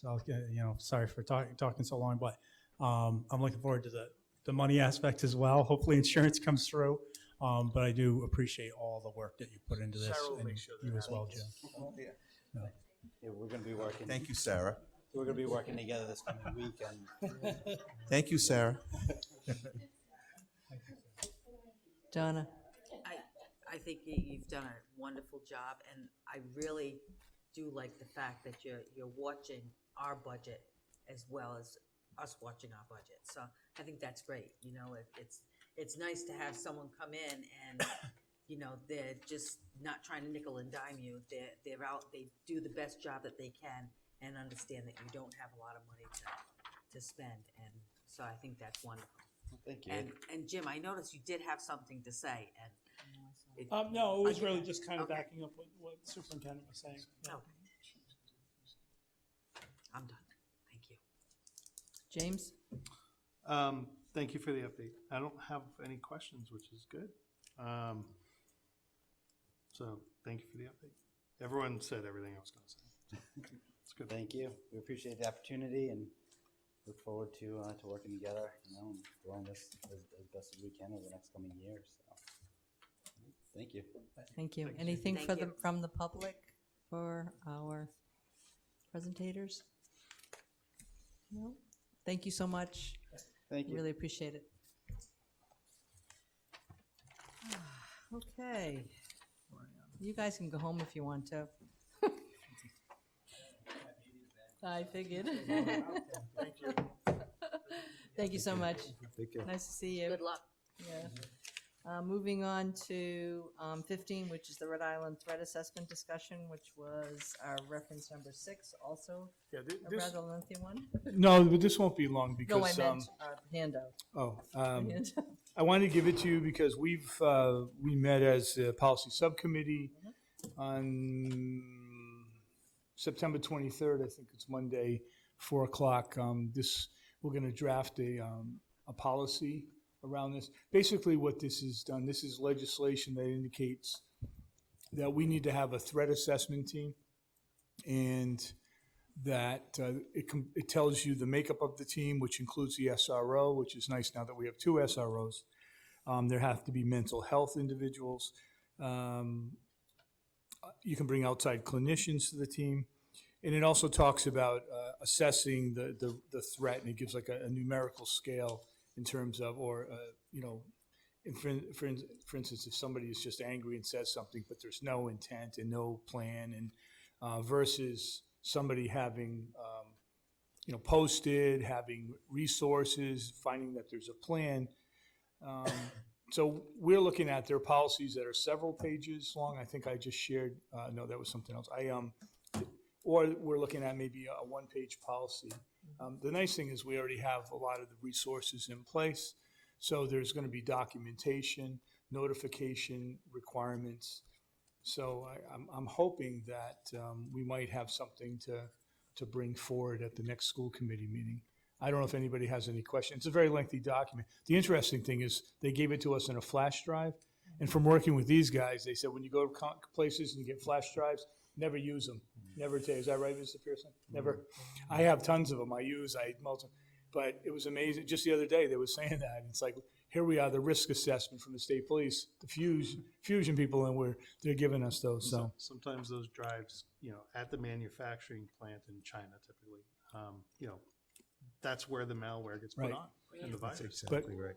we would never know that. I mean, I would never I didn't know know that. that. So, Not that I but use flash drives anyway. I know. but anyways, I wanted to give you the whole document so you see what we received recently, and we'll simplify it. We'll come back with a policy, and then I think the policy will be one thing, and then there'll be the procedure. We'll take this document and operationally define what it looks like in terms of our school, and I think through they give sample flow charts, so we'll be able to put that in place, and then of course the training of everybody.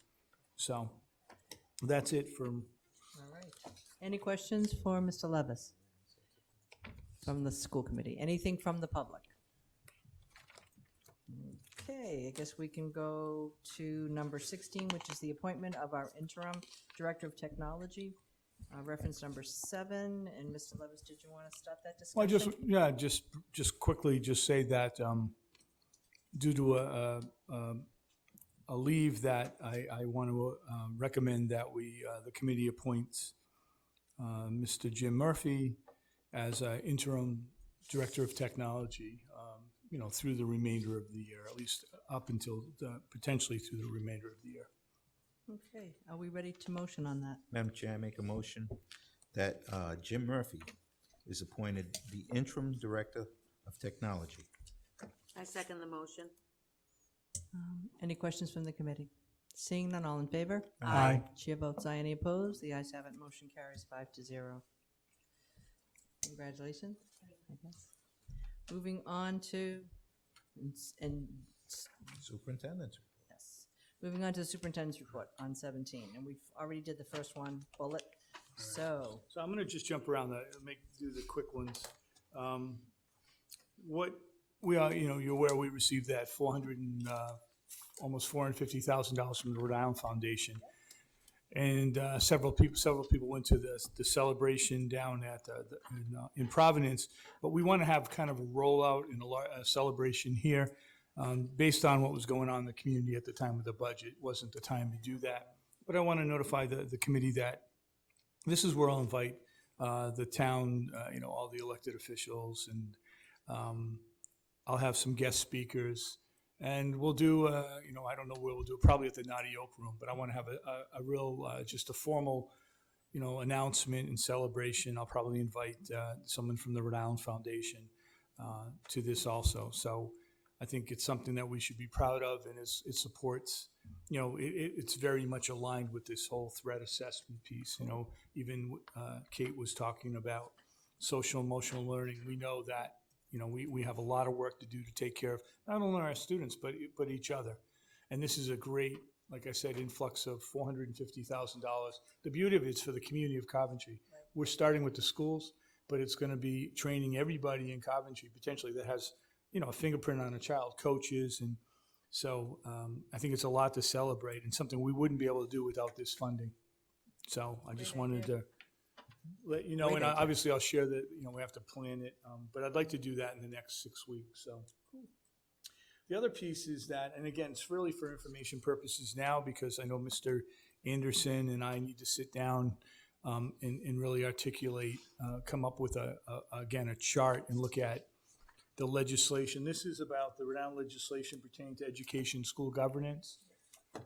So I shared that with you. You have the red line version, but we'll make it. We'll try to simplify it in terms of how the system of governments was, and then in terms of what this means. And very simply, just that it changes really the role of the school committee, changes the role of the superintendent, puts more ownership on principals and school improvement teams for each school in terms of making a lot more decision making. It doesn't push us keep us out of the picture.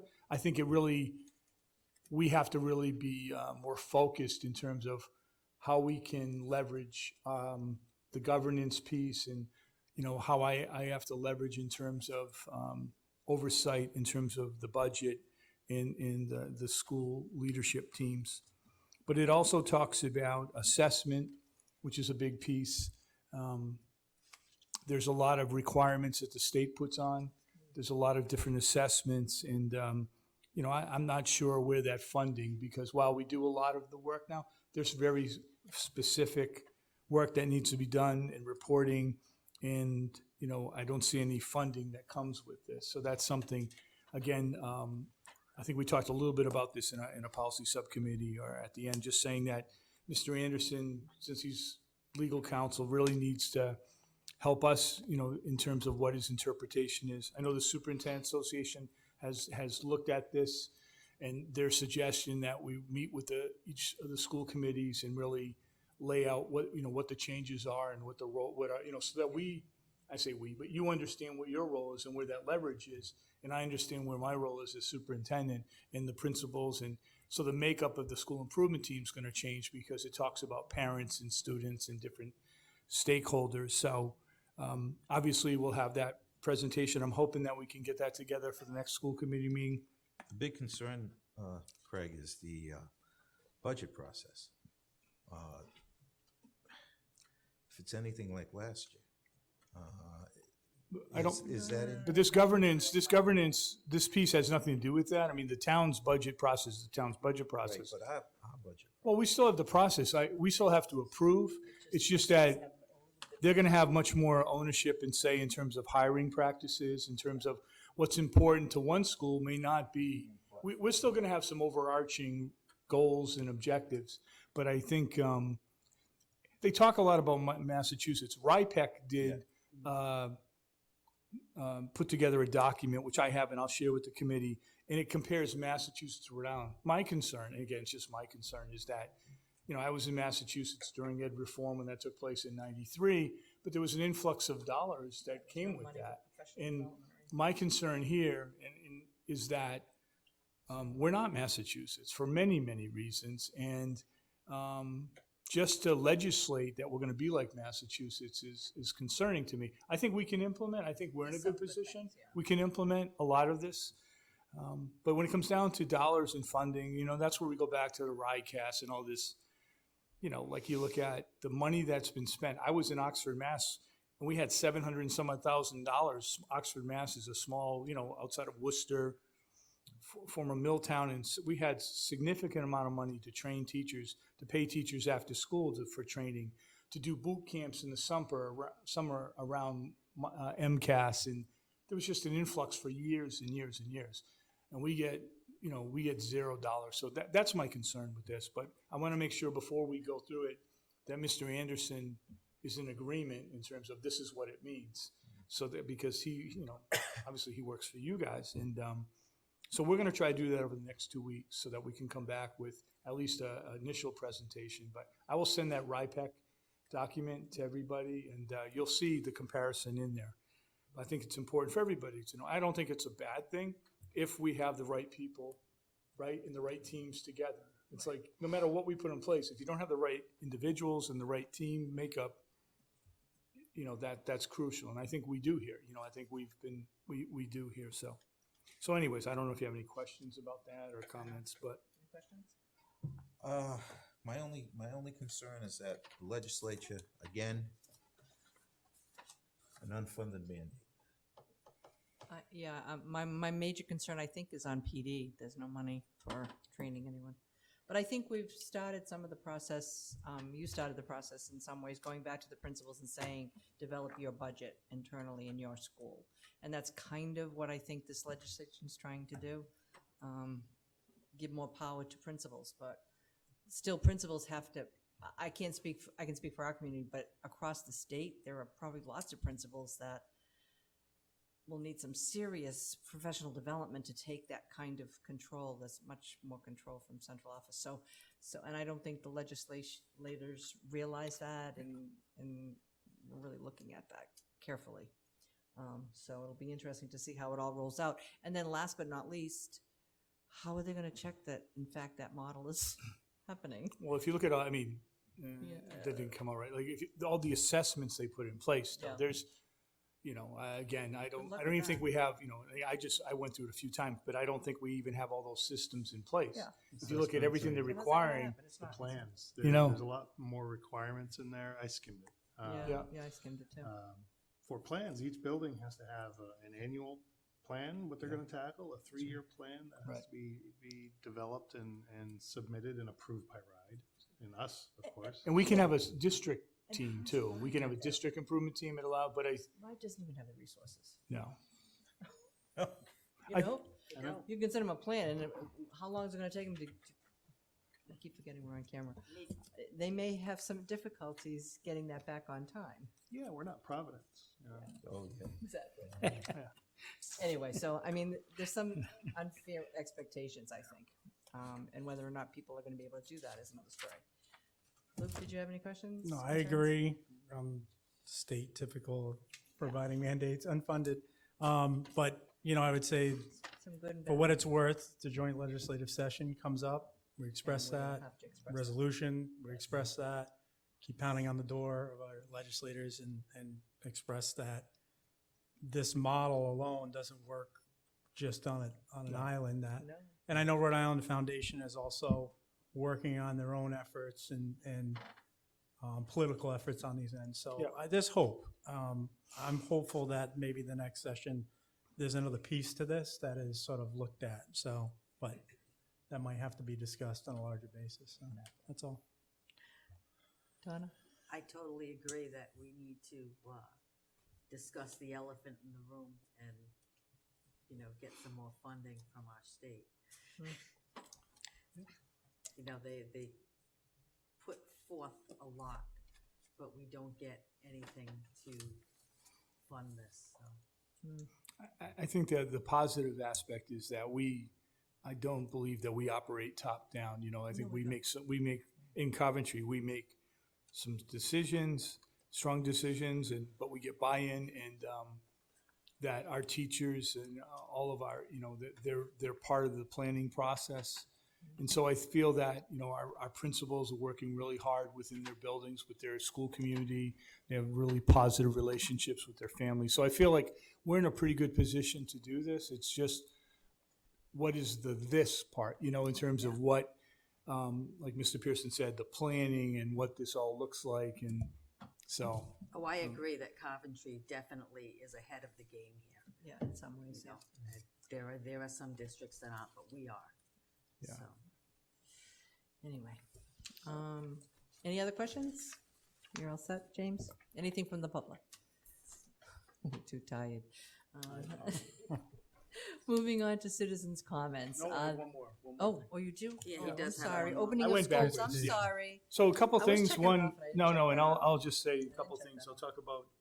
So I just want to say that despite everything, and I've said this before, I said this in opening day, which was the best opening day that I've had in 4 years. And some people said it was one of the best opening days they had, and some people have been here 20 years. I know Mr. Fagnoli has been here 35 years. Not that I would order what he says he'd order at a restaurant, but the point is that I think it was very positive, extremely positive, and you know, a lot of times in my experience, opening day is opening day. People come back, they're happy to see each other, high fives, and then 2 or 3 days into it, we're into this, you know, everybody's doing their own thing. I've been in all the buildings. The attitude, the culture is phenomenal. And I think I shared with the school committee. And I know people work and have all schedules, so this isn't about that. It's just that I really would like to, on an individual basis, figure out when you have some time. I'd love to get you into school, just spend some time, different levels, whatever, because I feel that, and I was talking to Mr. Murray about, a lot of times, you know, people come to me and say, well, they're hearing this or they hear that. And I feel like I'm always in a position to defend. I don't want to like just be like, you know, like the father that defends his son no matter what. But I feel like the more experience I can share with you, but I've never seen it like this. You know, it's so positive. The kids are positive. You know, we don't have a new policy at the high school. We're just reinforcing the cell phone policy. Yeah. And when the high school went to Cumberland, it took them 1.5 years, they said, to get to the point where kids kept their phones away. We've been in school, in the high school, this is our first full week, this is the 3rd week, and it's amazing just the change. And so kids that don't have that problem, but they're in class and it's always a distraction, those kids are saying, like, this is amazing. Like, and other kids are saying, so it's like, what I'm saying is that this is real, this is genuine. And we talked about, you know, being purposeful, being intentional, and the work that's going on is amazing. And I just would like you to see it. And again, reach out to me whenever. I'll send an email out. But I think it's so important because you're really the ambassadors. You know, I'm still just this figurehead piece, and I really, it's been phenomenal. And I want to thank the teachers, because if we had a year to throw in the towel, all of us, this would be the year. You know, I mean, I didn't even think I was going to get out of the summer alive. You know, honestly, just feeling like this is not good, and yet people came back, and so I can't say enough positive. And it's, you know, I'm not trying to be touchy-feely. This is genuine. This is real. And we need to capitalize in this. Like you said, I can't remember if it was Luke or Mr. Pearson, Mr. Murray, saying that, you know, next week when we meet, we've got to start off positive and keep that going. And I feel like we've got so much positive. And you guys are in the schools. You see it. It's just incredible, you know. So I just want to say that. And I want to thank everybody because, again, we had a lot of opportunity just to say, I'm done. The other part is about transportation that, you know, I was concerned about the new bus company. I'll be the first to admit. We've had meetings. We've talked about it.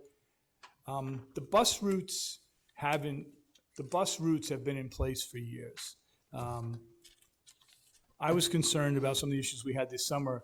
The feedback I received from the bus that I received, Mr. Murgo, who was the owner of the bus company, Tony Murgo, he was at all the different stops for a few days. I had a lot of feedback from people. It's the first time they've ever seen that. Our buses, I think, are phenomenal. We worked out the kinks.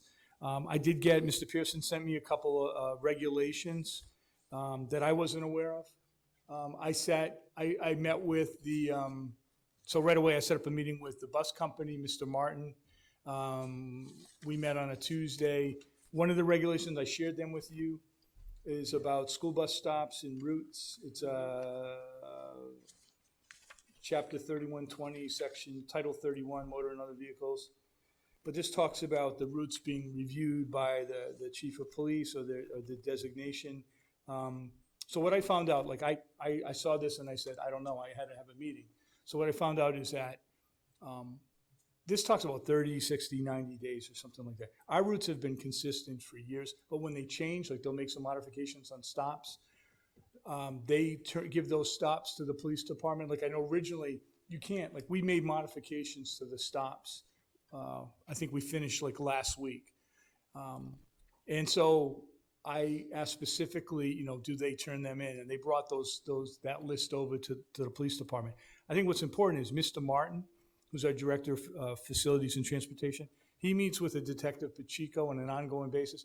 I know as superintendent, occasionally, not this year, but I don't believe this year, but I've received emails, calls about concerns about safety. And so that's a decision, or crosswalks, that's a decision the police make. But every single time we've had a call or an email, I always direct it to Mr. Martin. There are no sidewalks, so sometimes there's parents want, you know, pickup or different stops. That's something that he works with, again, Detective Pacheco to look at from a safety perspective. So I just want to know that's in place. And let me just finish the other one, then you can ask me a question on it. The second regulation was about sex offenders registration. What it says is, and you can read it, but what it says, the big part here is about, from busing, is that if there's a bus stop within 1,000 feet of a level 3 sex offender, individuals need to be notified. So I'll give you an example. Last year, I was notified by a parent last year that there was a bus stop where a level 2 sex offender. Now, in the past, the police department, because I think there was some, you know, I notify individuals. Mr. Anderson, we had a conversation in a meeting where his recommendation was we don't, that even though the police department's job is to get as many people to disseminate it, Mr. Anderson, I don't want to speak for him, he's not here, but I'm sure he can correct me if I'm wrong or somebody else can. If the police department was to say John Smith lives on this address and they put a picture up, and if there's an error, maybe it's the wrong address, maybe it's the wrong John Smith, they're protected. My understanding is they're protected by law. Yeah. We're not. Correct. So that if I put that picture up, even though I received it from someone else and I disseminate it, that they can come sue us. Absolutely. So what we determined was, I don't say John Smith's living on 355 or 1675 Flat River Road. What I send out is an email that says, we've been notified by the Coventry Police that there's a level 2 sex offender residing in the, you know, Washington something area, and I'll give, you know, like another crossroad. And then what I say is follow this link, and that brings you to the police department page.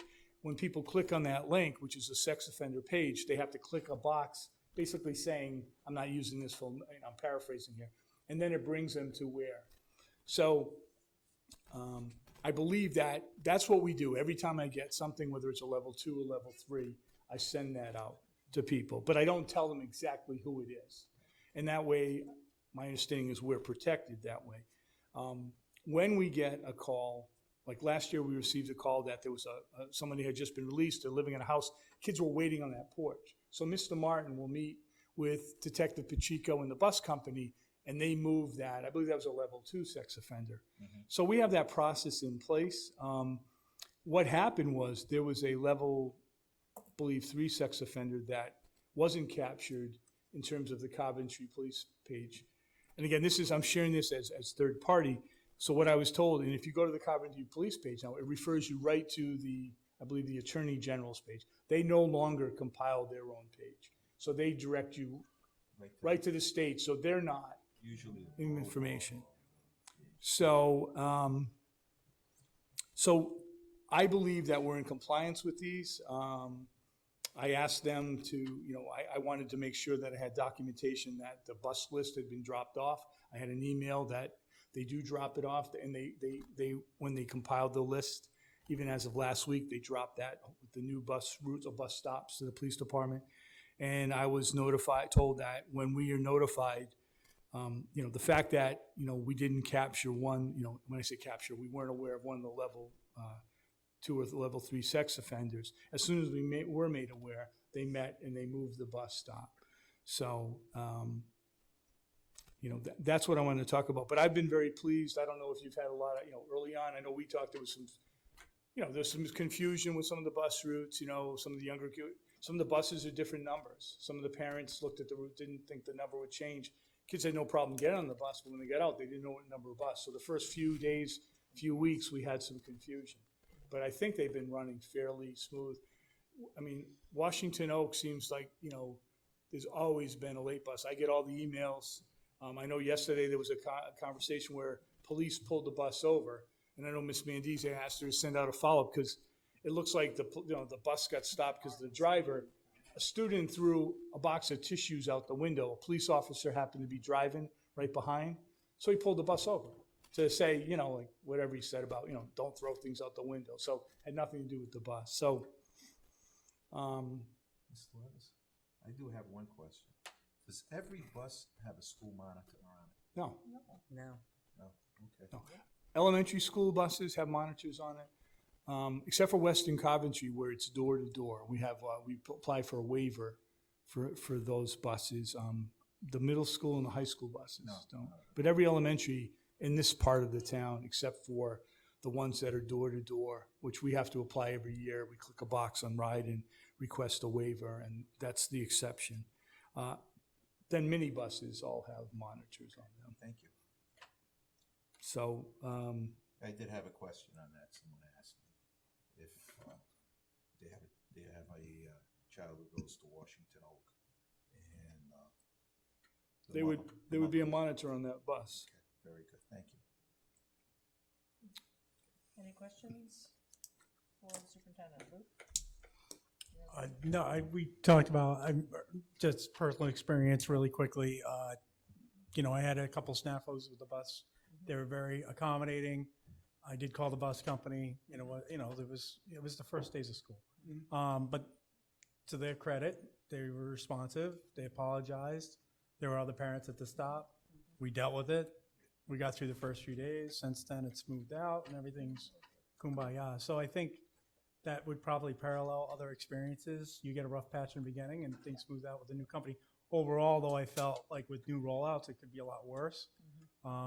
With a brand new company, brand new buses and the whole thing. So, and the fact that I know that other friends of mine who had called the bus company on similar type issues, they all said they were, again, courteous, responsive, which is all you can really ask for, and things have settled out. And I did communicate that, it'd be nice if the updated schedule, because there were some adjustments, And we did that did get sent out. So I think parents, as long as they're aware and knowledgeable, my experience was, I think, positive. And I just hope that a lot of times, like you know, anybody will reach out to me, and I, just because I'm superintendent, there's a lot that I don't know, and sometimes, and maybe I should know. I'm not saying I shouldn't, but I appreciate when I'm notified because that way I can do something about it. Because I can honestly say, when problems are presented to us, we take action. It may not always be the outcome that people want. That I'm not going to guarantee that.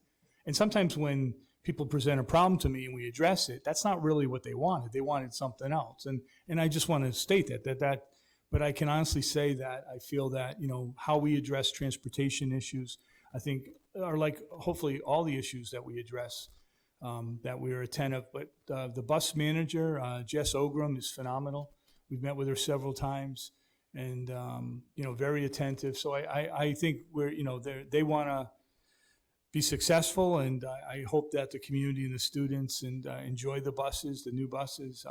And I really believe in the wintertime we're going to see people that are really appreciative because, I'm hoping that they heat up like they say they're going to immediately. So the first child that's picked up is going to be warm.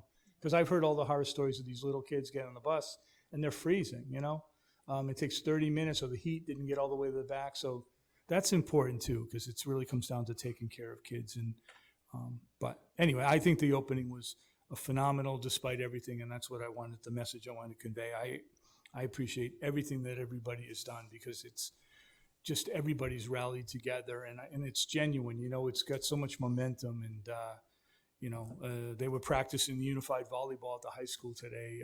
We have that unified volleyball team. It just makes you feel it's why we do what we do, and I want you to see that and experience that because I know you guys get a lot of flack and so I think that despite the age of our buildings, despite all the garbage that we've dealt with, we have kids that our teachers and our educators and our administrators just love, and I hope they're experiencing that, you know.